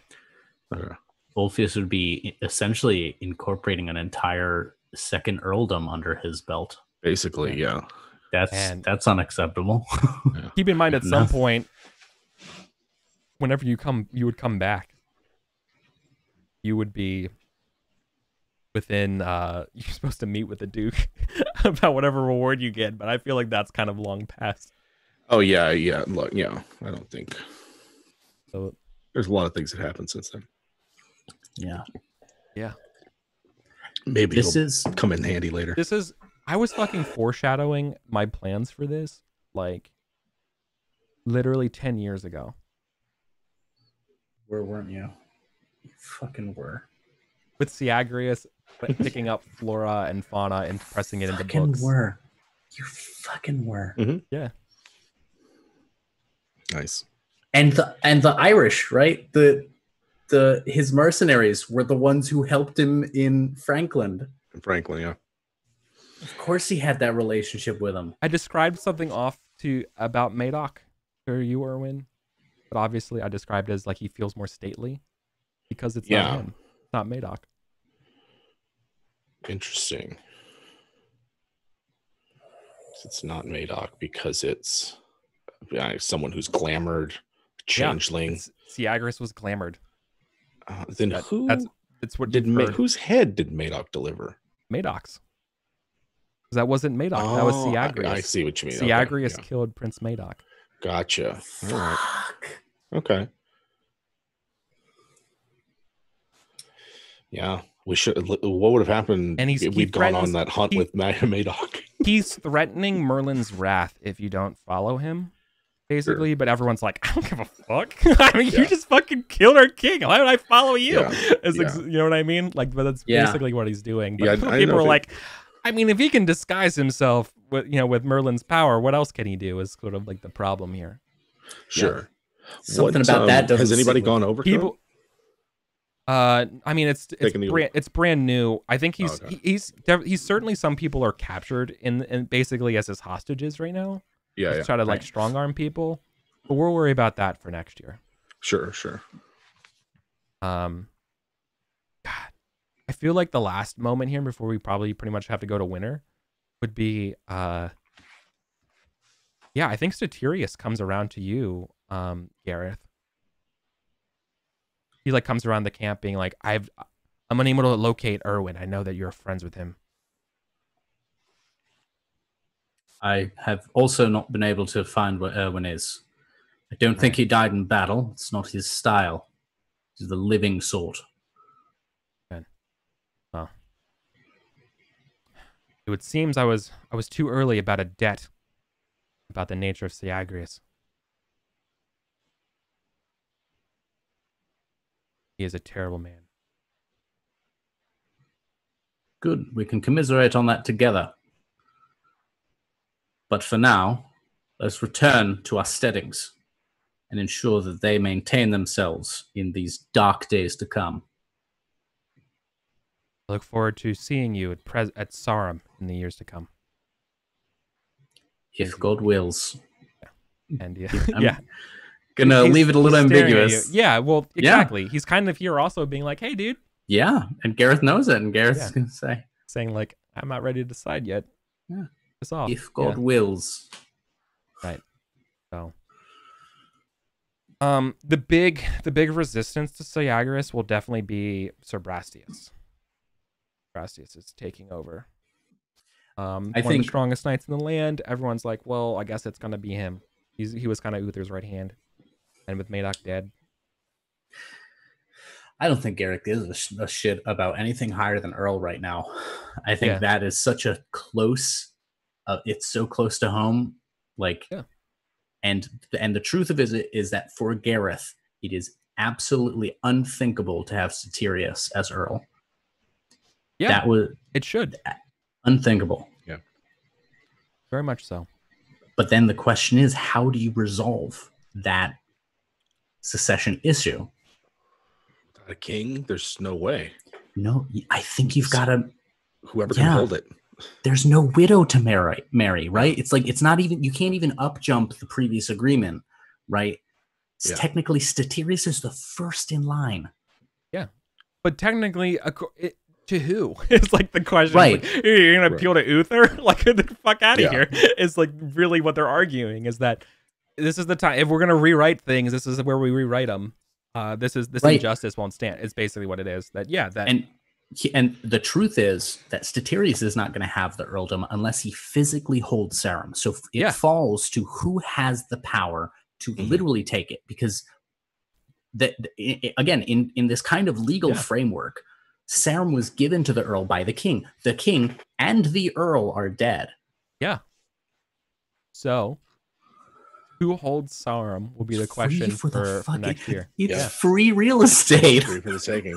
Yeah. Whoever can hold Sarum will be So now you're getting it. That Sarum is going to be. I think what we're gonna do actually. I have to think about this, but I've been thinking about it in terms of like there's a few castles in your local area. There's like 3 or so, and if you can control 2 of them, you basically can control Salisbury. Is the way I'm seeing it. Like obviously there's going to be rebellion and stuff, but and we're basically going to have this sort of like if you can control 2 of these, you control this thing, and we're going to have multiple factions attacking, and you're like expect a lot of sieges and attacks going on. Can you bring up the map actually? I can imagine. There we go. Because I already have thoughts, and we're only at 8:40, so we got time. Yeah. So like, we've got Vives is one, Sarum is another. Broughton, Burcombe. Yeah. Oh, you mean Duplain? Duplain is the blue one. the dark blue Ebel. Oh These are yeah, the I always castles. get Broughton's the mansion. Okay, Yeah. so These are the fortified. I guess really the towers are the real castles. yeah, Vagon, like so. Vagon, Deviz, Duplain, and Sarum, and Ebel. Wilton is the other important one because that's Yeah. a walled city. Yeah, it's a walled city. In terms of understanding the power dynamic, as our supposed liege Statirius is to the east northeast, which means Duplain and anything along that road to Levcamagus is the important one. Yeah. We are perfectly situated to get absolutely on that side of the fucking river. wrecked. Yeah, just absolutely Yeah, wrecked. we're gonna bear the brunt. Yep. We're gonna bear the Saxon, brunt. and then it's Saxons directly to the east there. Yep, to the south and the east. Yeah. Yep. Oh yeah. So it's both of them. And I've got Hodstock. Good. I'm glad you all are realizing how precarious your manors are placed. Oh yeah, it's really and there's really no natural barriers here. I mean, there's forests, but there's not like we it's don't not have like a bunch of hills to hunker down in. We're not like Porton or Boscone, which are on the other side of the river. Yeah. Sure, the safe side of the river. We're on the shitty side of the river. Oh yeah, it's just a big wide field. You all are gonna get bad times. Sure. Allington is right on the road. Oh yeah, Allington's gone. Palisade that shit up. I will contribute some money. They gotta fortify that. Okay. Yep. So we're gonna have an NAP between Chalderton and Winterbourne Gunnet. Gonna hold the Bourne. Yeah. Hold the Bourne. Much. Yeah, exactly. Everyone on the Bourne River is gonna need to fucking contribute here. Confederacy of the Bourne. There we go. Let's look at it. They have to get through Monkston, Greatly, Biddinson, Tidworth, Kimpton. Like there's a bit of a defense in depth we can approach here. Assuming we even control. We're much stronger from the north. Okay, I want to be clear here. Most people's manors are not defensible. Sure. They're not places you can retreat to. It's literally a house. Yeah. So the other important thing to note is the road quality is terrible except for the 3 that leave to Sarum, right? The one that leads out to anything that isn't a solid line is a road. Everything else is garbage. Yeah. So God, we're the fucking first line here. Yeah, you are. Right. You're Poland. Right. Let's do it. That's fine. Enjoy. I'm gonna marry the shit out of so many of my vassals, and I'm gonna build up a Confederacy of the Bourne here. Chalderton and Gunnet. Yeah. Holding the line. Yeah. Going forward, I'm gonna have to pretty much come up and one for one have everybody around for allegiances and things like that of where we're at for all my NPCs. Yeah, I was waiting to do a significant overhaul of my NPC lists for the Age of Uther because so many die. That would be the next plan. That's good. Good reason too. But this is the anarchy. Oof. All right. This is why we started building a palisade last year. I had this beautiful scheme where you all were gonna be like, oh my god, fucking Madoc's gonna kill his father. Only it wasn't Madoc the whole time. Yeah. Oh wow. I was ready to bait and switch you all so hard. And we were gonna sit there and be like, called it. Madoc's an asshole. Of course. Yeah, because Madoc's is such an asshole. And then it wasn't. But you had to hear about it secondhand. I don't even. Who knows when Erwin learns all this? Yeah. Right. Who knows what Erwin's up to? I can't wait to find out. All right, let's do a winter phase. Feels so banal now. Let's do it on. Maybe we can do. Let's call it. Could we do a solo event for you for what happens to you when you go out? Is that what we do? We've got 15. I think we can do. Yeah, let's create a solo event. Let's see what happens here. Yeah, see what we got. Roll. Let's see. I select the solo or roll a d6. Well, I'm gonna have to do one here. I think we're gonna make you roll an adventure. Yeah.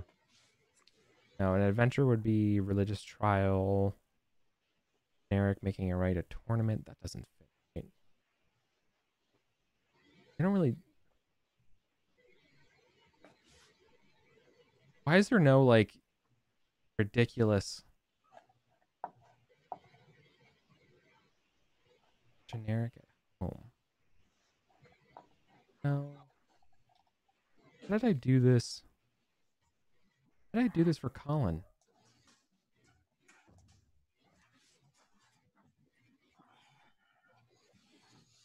I don't know. Is there a table somewhere that you got? Yeah, I'm using the book of solos for this, and I'm looking it over, and a yearly. I don't think this is a yearly event. Roll a d20 for me.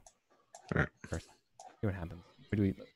If I want to do this from a shade of a yearly event, you get relations, which doesn't really work because that's about then if you have to roll chaste or love of your wife. But like, we're not talking about that. I usually use that for like yearly events. Sure. An 8 would be roll a d6 for me. 1. If we did a 1, would be a generic at home. Would be. I just literally ask you to roll, and you get checks to different skills and passions without any examinations of this. God damn it. Yeah. That doesn't work. Because you're like gone. Colin, do you have any ideas what to do? You're not adventuring. What Erwin does when he's gone? Yeah. He could easily be dealing with the fallout. Like he's got to get back home from St. Albans by himself. Yeah, so let's tie this to that moment of melodrama he had, right? What was that belief that was so shaken for Erwin?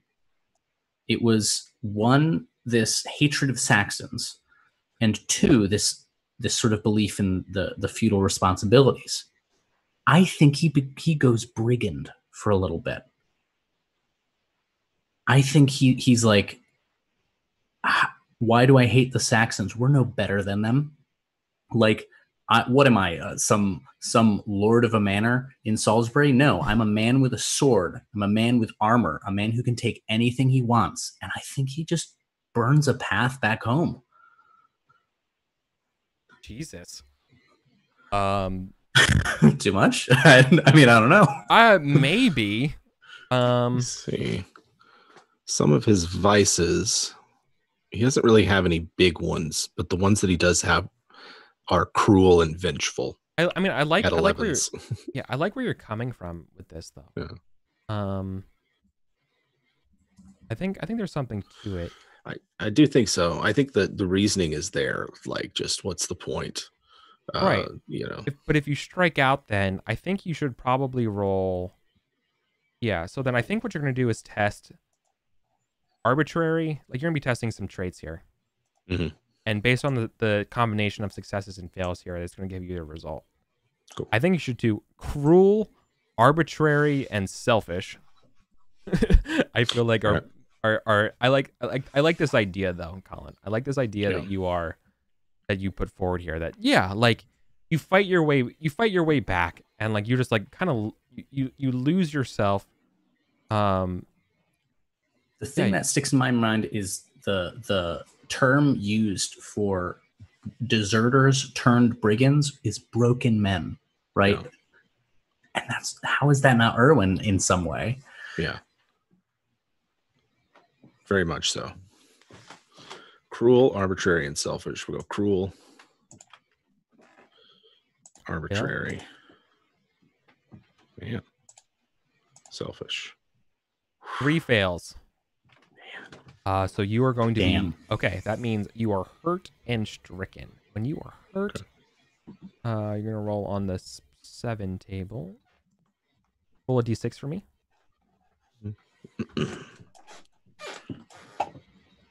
There we go. So these were a 1.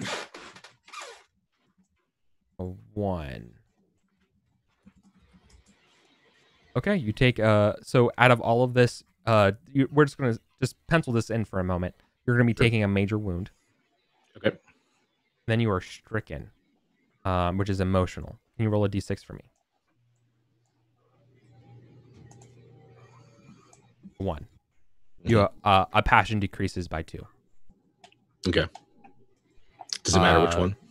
Well, I'd see. I mean, probably your loyalty I could see loyalty or or honor. Your honor. I think decreasing your honor. Okay. Yeah, that gets him down into. Gosh, that was honor set at 11. Yeah. And when you take a major, so then you're gonna like return home like super angry, and you've suffered a major wound. Yeah.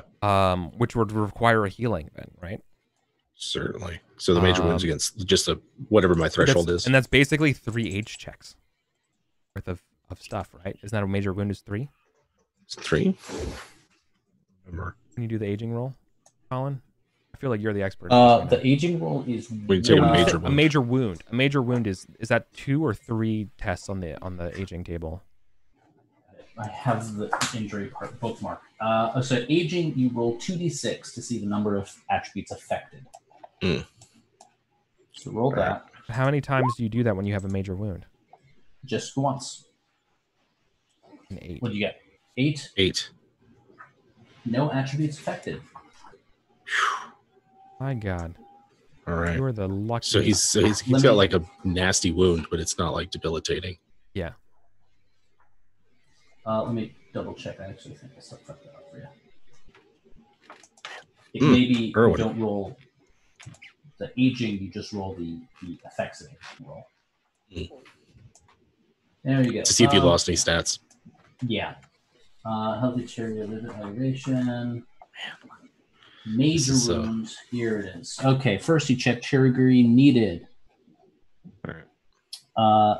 You automatically lose attribute. So only roll 1d6. You want a 6. Roll a 6. Okay, yeah. Roll 1d6. 1d6. Nothing. Yeah, you're fine. What a God god. damn it. What the God. Yep. Dice. All right.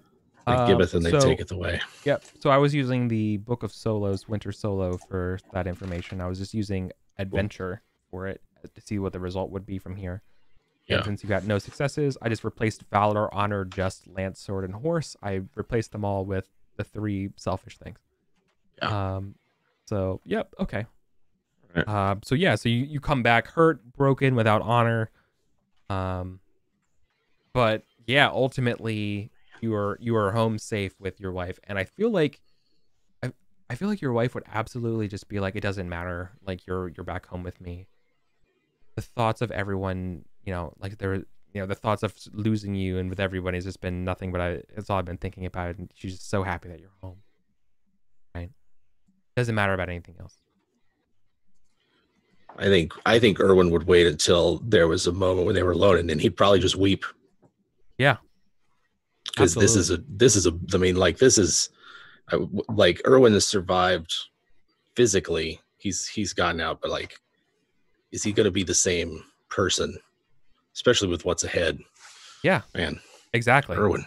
That was actually on the table for when you're emotionally stricken, that we could have re-rolled a fitting trait for you. Yeah. That you just come back with, like, you're way more cruel or like way more or something. Yeah. But, yeah. But no, you somehow have weathered that storm with your rolls. So. Do I need to check selfish, arbitrary, and cruel? No, because you failed them. Okay, so they were all right. Yeah, if you passed them, you would have. Yeah, right. Like you suck. You couldn't even cut it.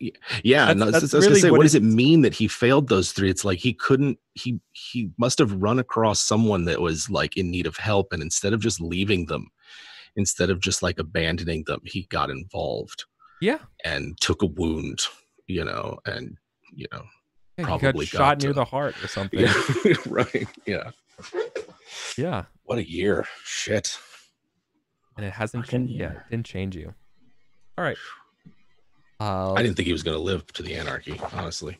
I thought for sure you were a deado. I thought we had like 5 more years before the anarchy hit. I feel that this was out of left field. It felt like it was building. I was like, when is it going to hit? I thought it was 500, not 495. Well, that's good. Right. I'm glad I'm able to keep you on your toes then. Oh yeah. So we're doing winter phase now. Yeah, experience rolls. Okay. And so because I got chirurgery, don't need to check for any deterioration checks. If Jim has a mortal wound, he needs to roll chirurgery or take deterioration. That's right. Boy, Okay. I don't think your wife is a surgeon. No, we'd have to hire somebody. We definitely Yeah, need to hire somebody. there's no one to hire. Oh How are you yeah, I gonna guess find there someone is. to hire right now? Yeah, sure. All right. What do we got? You're gonna suffer deterioration. I don't even know what That's Lady Grade's surgery That's just is. an aging roll. Deterioration. No, it's you lose hit points. Yeah, it's pretty bad. You lose 1d6 hit points per week. So you roll. You Wait, roll then, per week. Wait, okay, no, that's not what I want to end up happening. That's okay. I like the idea of that, but we're not going into the pressing rest of the adventure where like you losing HP per week is a problem. Sure. No, but like you can literally die from it. Yeah. Then do we finish the winter phase and we play with like you getting like having to go to like Gareth and like you all finding somebody? Is that going to be like an adventure? Is that going to be the thing? Be clear, I also skipped 5 mortal wounds of deterioration. So if we want to just give this one to Jim, I'm all for it. Yeah. I thought chirurgery fixes that. If you succeed, you no longer need chirurgery, which means you don't make deterioration checks. And that's not what we've been doing. Correct. Right. Okay. I will in the interest of parity, I will give you this one. Okay, cool. It's more of a emotional wound. Yeah, I can see. Especially, I mean, like he's down to 11 honor. Like, given the primacy of honor, how your peers view you, how you're, like he's renowned because of his skill at arms and the things he's done. But do people like hold him in higher regard? I don't know. No, not so much anymore. Yeah, definitely not. Even more. Yeah, like you left this battle. I don't know. Like you were the savior one day, and then you abandoned everybody the next. I'm not sure he cares.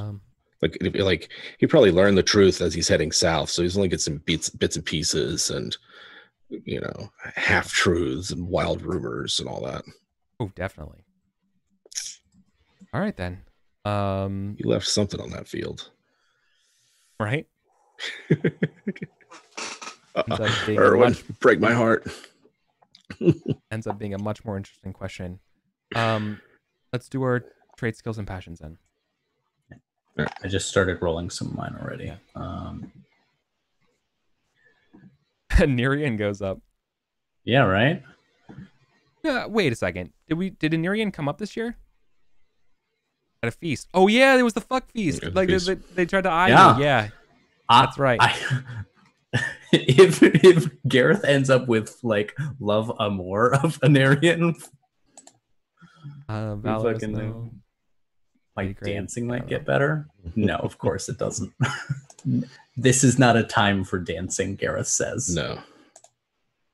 15. My folklore goes up 1. This energetic. That beehive. It's never gotten me this check. It's not really paying off. No. Oh, I've got a beehive too. Mine's at 18 though. Oh, my energetic is 19. Gareth, I think Gareth gets it. I think he gets what the anarchy is happening. This is what he's lived for. In a way, isn't it? Why he survived. Now he can be kind of the asshole he was before, but without any kind of moral qualms.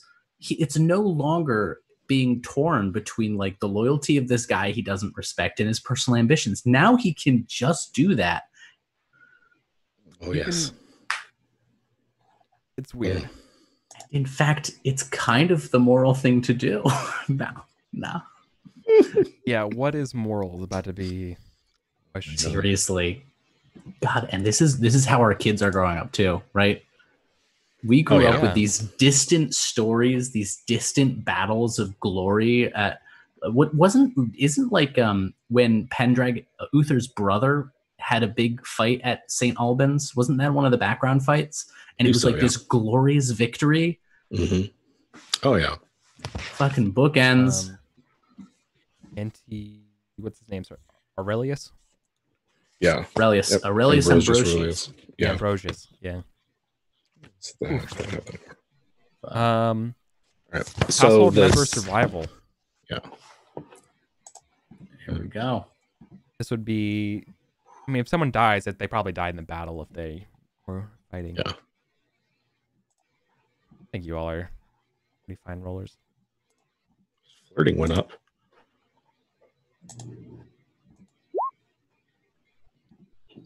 Moriad, don't die. No, I want ones or twos are bad, not 1920. Yeah. Okay. And his I kid. think we're also finishing up checks for. Yeah, I had a lot of checks. All right, I'm through those. Yeah, a lot of checks. Had a lot of checks. Yeah. A lot of checks. And my prudent and spiritual go up. Flirting and courtesy. All right, so this is member survival. Gosh. All right, so who needs checks? Real quick. I'm no longer rolling for Gorthrin because he is Looks like all my peeps are good. at Lady Grade. I don't roll for Lady Grade, do I? That's in the You can if you want. Oh yeah, here it is. No, all my peeps is good. You're fine. And then let's see, Morgan and Helid. Good. And then Hrogar is blessed. It does not have to roll. Yeah, you're fine there. Blessed child. Oh yes. Did you roll for your squire? No. Ooh, Hedrog. That's fine. It's an on Only one on one. problem. All right. The question here is if. No, we'll deal with that next year. Technically, Yeah. Pedrog's still with you, but I feel like people are gonna be like, send Pedrog back. Sure. I don't want him out here. Yeah. But we'll see what he This does. guy. He might stay with you out of a fondness, or you might kick him out. He didn't come with me, and I'll never forgive him. That's true. Maybe you do kick him out. Economic circumstances for this year is bad. Yeah. Bad. You're getting a +5 to this. You're looking at a 19 starting out. I mean, let's do some justice rolls. What people are complaining about. Was Erwin there to deliver justice? No. Yeah, I don't think that would apply here. A poor farmer and a farmer, people just insulting each other. Someone insulted his grandfather as an adulterer. Do you care about this at all, Gareth? Absolutely. Justice needs. I've only got 10 justice. But yeah, I care. Okay. It's okay. You don't lose anything. Your concern just doesn't go up either. I think Gareth literally listens to them and goes, I don't know what justice is in these days. You, give him a goat. Get out of my sight.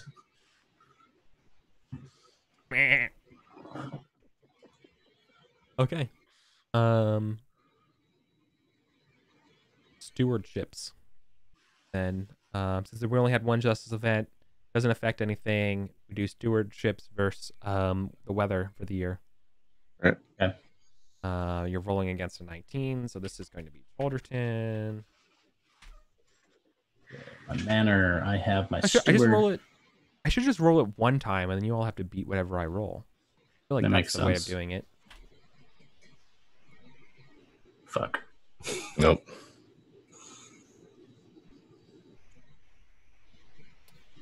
And you beat an 11. Nope. I rolled a 1. Got a 7.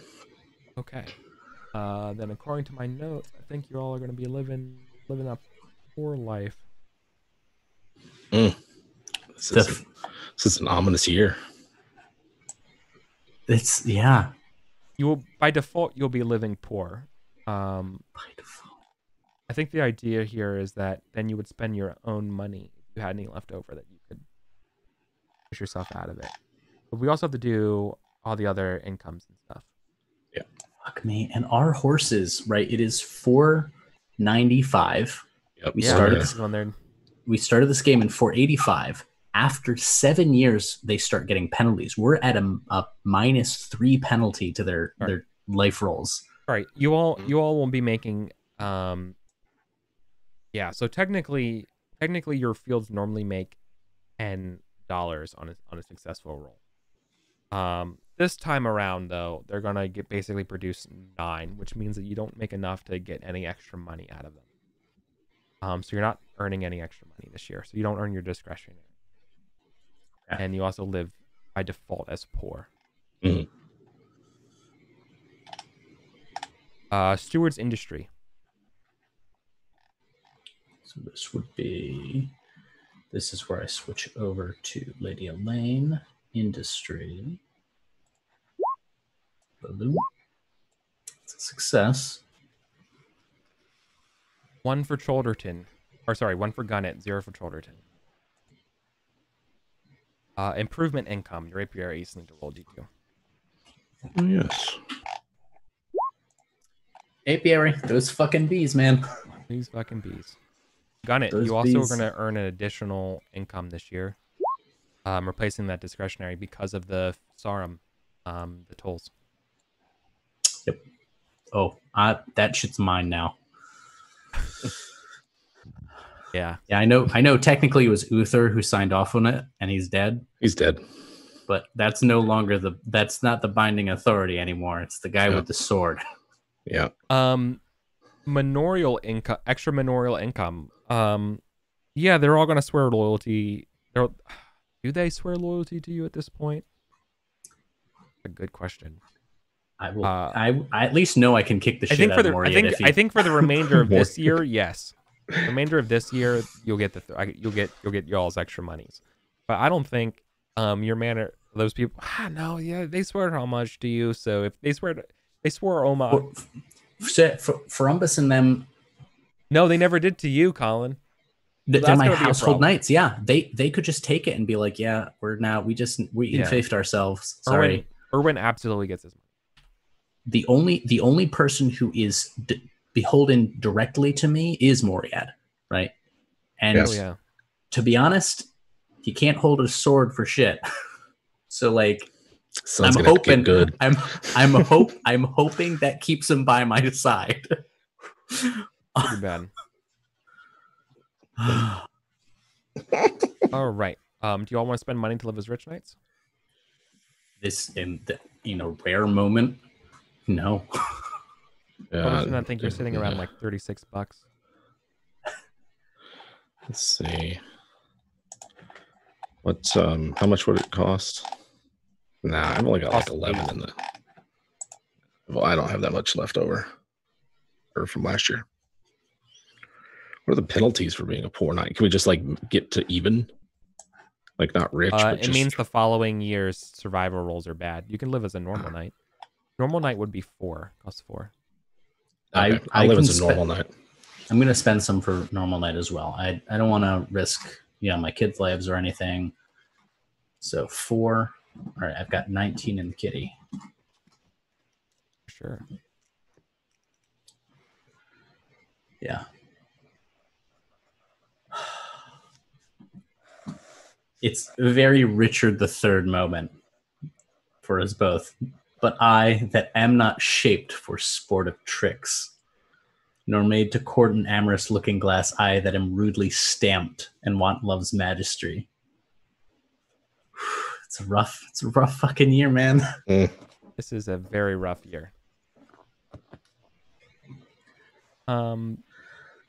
Lifestyle will be 4. Improvement maintenance. 2 for Calderton. 3 for Gunnet. What is this? Maintenance. Maintenance, okay. Yeah. Oh yeah, and my income was 4. I don't know if so. Improvements or anything this year? No. I built that palisade. You did build that palisade. I'm building a palisade. So roll a d20. Oh, Make sure it's completed. All right. Yeah, you're good. Just don't roll a 1. Okay. So, yeah. I want to build a palisade. You already had a Mott and Bailey from last year. I thought I only had the tower. You're right. You only had the tower. No, you built a tower. I have the Bailey, not the Mott. Right. Okay. Let's build a Mott. Mott time. Yeah. Yeah. Okay. And you're building a palisade. Yeah. How much did that cost you, Jim? I believe it was 8. Okay. I had 10. And- No, it's got it. I write it down. I didn't write it down. Alright. Weird, out of form for Eric. Didn't write it down. I just have that I wrote it, that he started building it. I don't have how much it was. I think that was one of the things where it's like, I was supposed to get back to you about how much it's supposed to cost. And then I probably completely forgot about it. And I forgot about it and you forgot about it. I think 8. 8. 8 sounds like what I would cost for a palisade. And that's the ditch and palisade. Yeah. From the book, yeah. Yeah. Okay. I think like as I continue to revise what the improvements should cost, I'm coming back closer and closer to around 8 being the ideal number. Like 8 or 10, where like one improvement, it cost like a basic improvement costs 10, the other improvement costs this, the next one costs 20, and the next one costs 50, something like that. Like just a real kind of like simpler version of this. Oh yeah, they all have variable costs. Yeah. Like the idea here is like, what I want you to spend your money on is like, do you spend your money on an improvement? Do you spend your money improving your lifestyle? Do you spend your money on glory or and like that's kind of it. It's sort of the way I see it. And like just having those sort of options would be the better way of doing it. Right. Yeah. Which is the next plan. Going into the anarchy period, I want to get you all your manor set up that sort of way. So we can kind of play from there. Because your manor is going to be more important. Yeah. Well, in terms of building anything this year or starting projects, what other defensive upgrades could we get to the manor? Because I know that it's still a manor house, but like, I mean, you're kind of, yeah, like a tower of some kind would make sense. But other than that, like a watchtower, but really, yeah, the question is like, how do you even get the stone and things like that? It's like not even like a peaceful time anymore. Well, I'd get a timber one. That's like he's not even thinking of stone yet. Yeah. Yeah, which you could definitely do. Okay. All right. Okay then. So then that would do it for winter. It's looking like, unless you want to build, are you building a tower this year then, Jim? Yeah, I'll go ahead and build that tower. We also need to roll for our horses. Yes, Oh yeah. Wait, we're totally not done this year yet. Yeah, this is the rough one because we got -3 to this roll, and there we go. Who died? Oh, my Sumpter. Yeah, Caesar died. Caesar. My Sumpter Caesar is dead. My horses' names are Saxon Horse, 6 years old. Actually, I think the Saxon horses I have are only like Saxon 4 now or 5 now. Yeah. Still. Yeah, I rolled for their age and they were very young. Oh, okay. Yeah. Oh, that's right. Yeah. All right. These stable rolls. Let's do that. He's got. Geez, he won that courser last time. I'm down to 2 horses. Why did I roll 4 times? Why did you roll 4 times? Oh, I don't know the number of y'all's horses. Oh no, 6. Horses aren't in my spreadsheet, so I don't. It wasn't Caesar who died, right? Because if we take the first 3 rolls, I got a 4. That's my Ronci. That's Sweetwater. Sweetwater. Fuck me. Is a 4 is not a death roll though. With -3, it becomes a 1. Why would they be? Oh, they're -3 because you're poor. Because they're That's how old they are. 10 years old. Oh God. Right? Yeah. Yeah. All right. So the first Sweet water. Of these that I'm rolling, the first 4 are at -3. You're not. All right, that's fine. Oh, which one's one of them. That's one of my round C's. Was Iskarun's horse? Yep. Yeah, one of my round C's is gone now. Mm-hmm. All right. What is a tough right year. to the tourney. It's all right. We'll eat horse for Christmas. Childbirth? Do y'all want to have kids?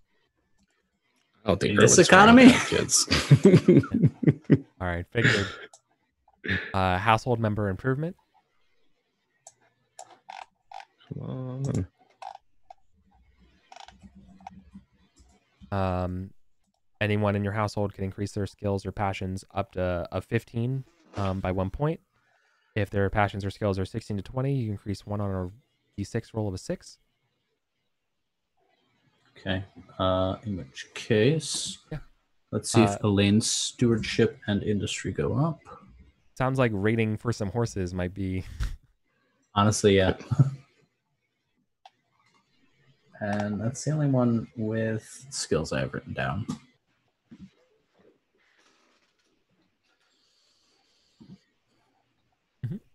Yeah, lady grades continue to improve, but are nowhere near 15.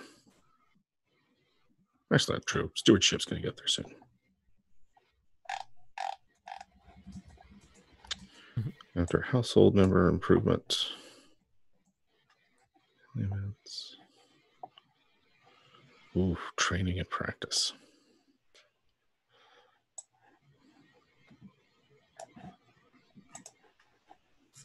Moriad is now a 4-sword. He's getting there. He's getting there. By the time he's 70, he'll. By the time he is 70, he will be as good as a starting squire. The dream.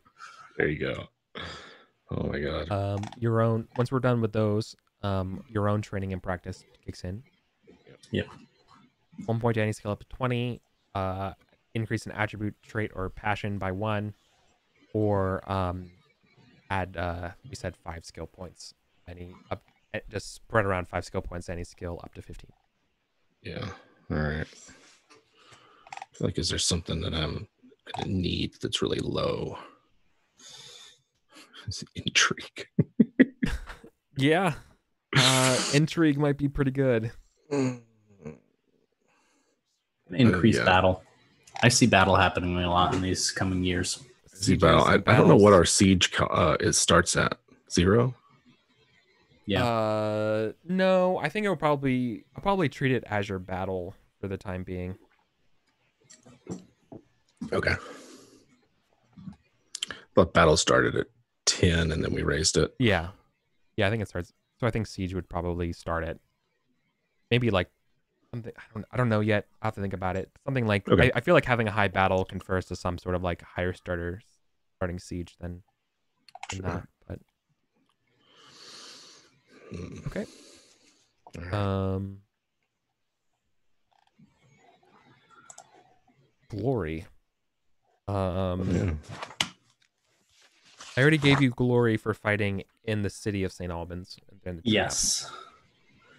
I just need 8. Eric, I just need 8. Yeah. I don't think you earn any glory, Erwin, from fighting the. Technically, you should earn some for fighting in that battle, but considering you leaving and stuff like that, I feel like that's not really. Yeah. I didn't think that. Yeah, I mean, he also didn't kill a Saxon. Yeah. He didn't really do much. He knocked someone down. Yeah. That's all right. I mean, the 250 really... from taking the gatehouse is going to be the big boost this year. You add all your glory, your annual glory, any chivalry or religious bonuses, traits and passions. 1 glory per $1 spent on conspicuous. Sorry, it's 10. It's 10 for 1. You can spend $1 on conspicuous consumption. Yes. How much did my tower cost? Your tower is going to be pretty damn expensive. I have your tower down at 12.5, so you're pretty much at $4 Okay, that's what I thought. or Okay. You're at $8. Spend 1 for 10. Oh no, I don't need to spend any money because I haven't gotten any traits and passions. Yeah, traits and Bonus, passions. yeah. I don't have a chivalry bonus. I also forgot to do it last year, apparently. Okay, so yeah, so I feel like this is going forward in the future for stewardship and stuff in the winter. The idea here is when you roll stewardship versus me, you're rolling to try to get two things. Do you get your extra dollar for the year? Mm-hmm. And what's your lifestyle starting at default? And from there, and it's like, do you pay the extra on your own to get up out of it or whatever? That's sort of how I want to do it in the future. And so, like, when you fail, not only do you not get the money, you don't get your extra dollar, but you also don't. You start at 4. And so it's like, cool. Well, then I'm going to spend all the extra money that I get throughout the year.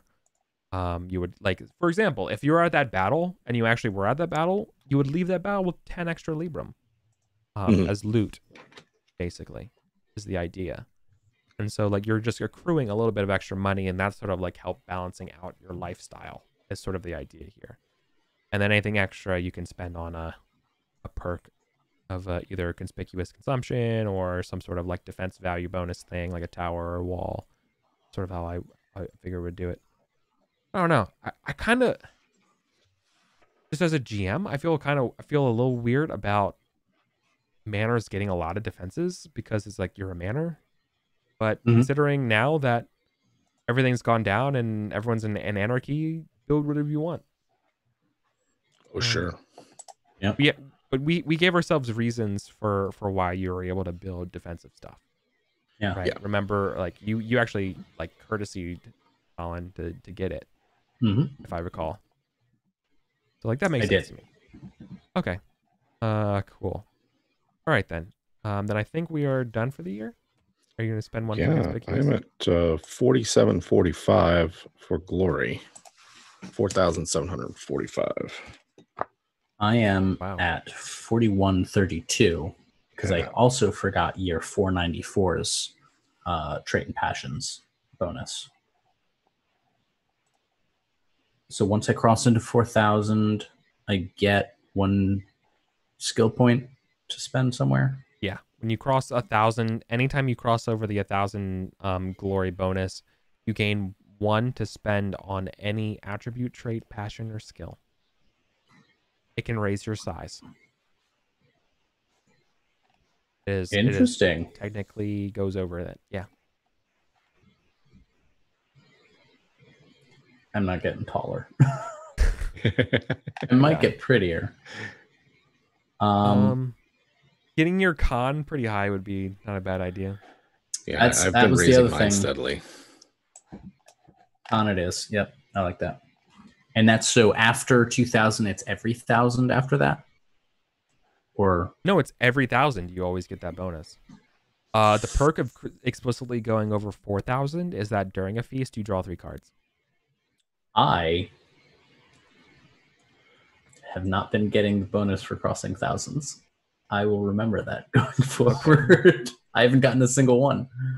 Yes, that is the big benefit. If your glory passes the 1,000 threshold, immediately add 1 point to any attribute, trait, or skill, or passion. Okay, so I only missed 2 more, right? Because we started at 1,200 or so. Okay. Yeah, you start around 1,000. When you're knighted, you go to 1,000. Everything else you start with is your father's glory. Your father's glory discount. And remember, I think it's something like 10% of your glory gets transferred to your kid. Yeah. Yes. All right. Let's see. Okay. Those bonuses put me comfortable. I feel pretty good with those. Yeah. All right. Okay. Yeah, I still don't know what I'm going to spend my upgrade on yet, or my training, but I'll know. Oh, for sure. Yeah. All right then. I'm keeping you guys late tonight, burning the midnight oil here. No worries. But for 496, then, I'm be doing some prep on this before we play. So look for that on my channel. I'll definitely be doing that. And coming up with the power struggles and all the NPCs and what's going to be this year's stuff. This is going to be wild. It's still going to feel like Pendragon. Like, you still have your year. You have that sort of stuff. I don't know what the feast will be like. But, cool. Welcome to Anarchy. Welcome to the There we go. I think you have the choice of going. I mean, are you hostile to the force who controls Sarum? Like that kind of stuff. Yeah. Right. Which I'll describe the dynamics of who currently controls Sarum and stuff, because I have to think about that a little bit, considering all things considered. You guys all just rushed home. Roderick has a daughter, right? Mm-hmm. So there's still somebody there nominally. Yeah. Well, yeah. All of the like living people, in Sarum, they're all still loyal to the Earl. And the downside, though, is that technically that's all Statirius's stuff. Mm.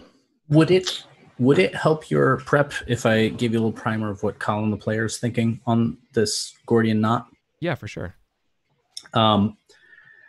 His immediate thought is that no one in Salisbury can take it. Even the wolf, even the marshal, I don't think he's going to get enough to hold it against if everyone else holds it. Yeah. So he's going to shop around the idea. Look, none of us can take Sarum, but all of us can choose who takes Sarum. And the legal fiction we'd create is we'd put a steward in to reign until the daughter comes of age or whatever. But that would be us essentially keeping anyone else out by being like, look, we could fight. We could all fight each other all the time, but no one's strong enough.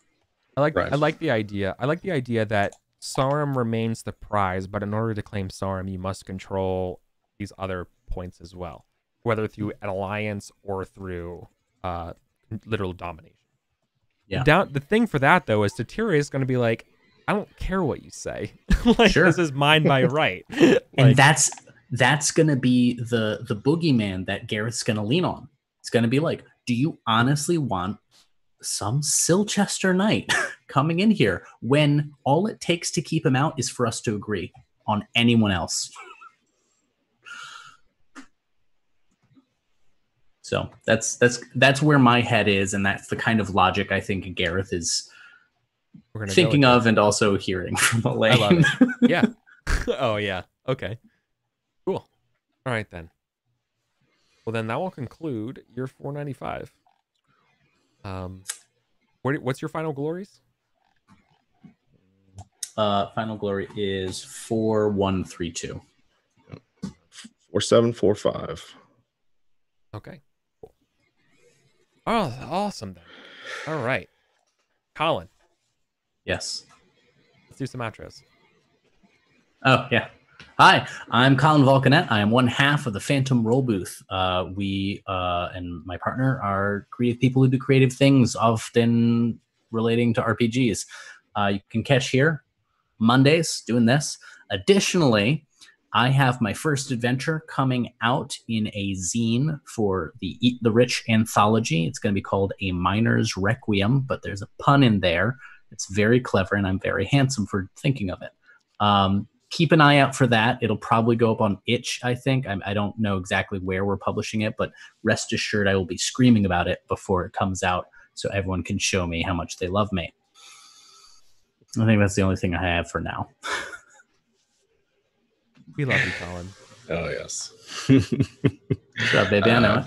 Right. I am Jim Davis, co-host of WebDM. You can find us over on YouTube on our main channel where we're talking about D&D and tabletop RPGs, and then our second channel, WebDM Plays, where it's all of our games and such that you can actually like watch us put our money where our mouth is. I'm stunned. I'm like literally stunned into wordlessness by today's game, like in a good way. It's like it did not go the way I thought the session would go, which would just be a bloody, nasty fight that left Erwin like shredded. Oh my god. Did not go the way I thought it was going to go either. I thought Erwin for sure was dead. I thought Yeah. you were going to that feast and that you were going to die, and that there was Yeah. nothing I could do except fucking hope and pray that you got injured. that you couldn't Right. that you'd be too hurt to She go to couldn't the be, feast. yeah, couldn't make the It's feast. literally, I thought that was the only thing. I thought that was the only way out. Man, I could have thought like I thought it would be like a trick, like we'd get in the middle of the fight and the Irish mercenaries would turn on us, and then we'd be surrounded or something. Oh, yeah. Right. That's what I was sort of figuring out. I thought like a Saxon army would come from the south because these are like Sure, the yeah. east ones, you know. Mhm. Yeah. Like, and suddenly we're facing the Saxon version of Uther. Yeah, exactly. So I'm glad Erwin survived. I'm surprised, but it's also kind of like, who's I don't know. We're gonna figure it out. This is great. I love it. Absolutely great. Just lost it. Much. Awesome. Yeah, and then of course, yeah, cool. Yeah, then just me, Eric Fulgaris. That's what I do. Play this game on Mondays. Check me out there. Follow me on Twitter for everything else. Take care of you all. Stay safe, and Black Lives Matter. So, yeah. Yeet. See ya. Bye, everyone.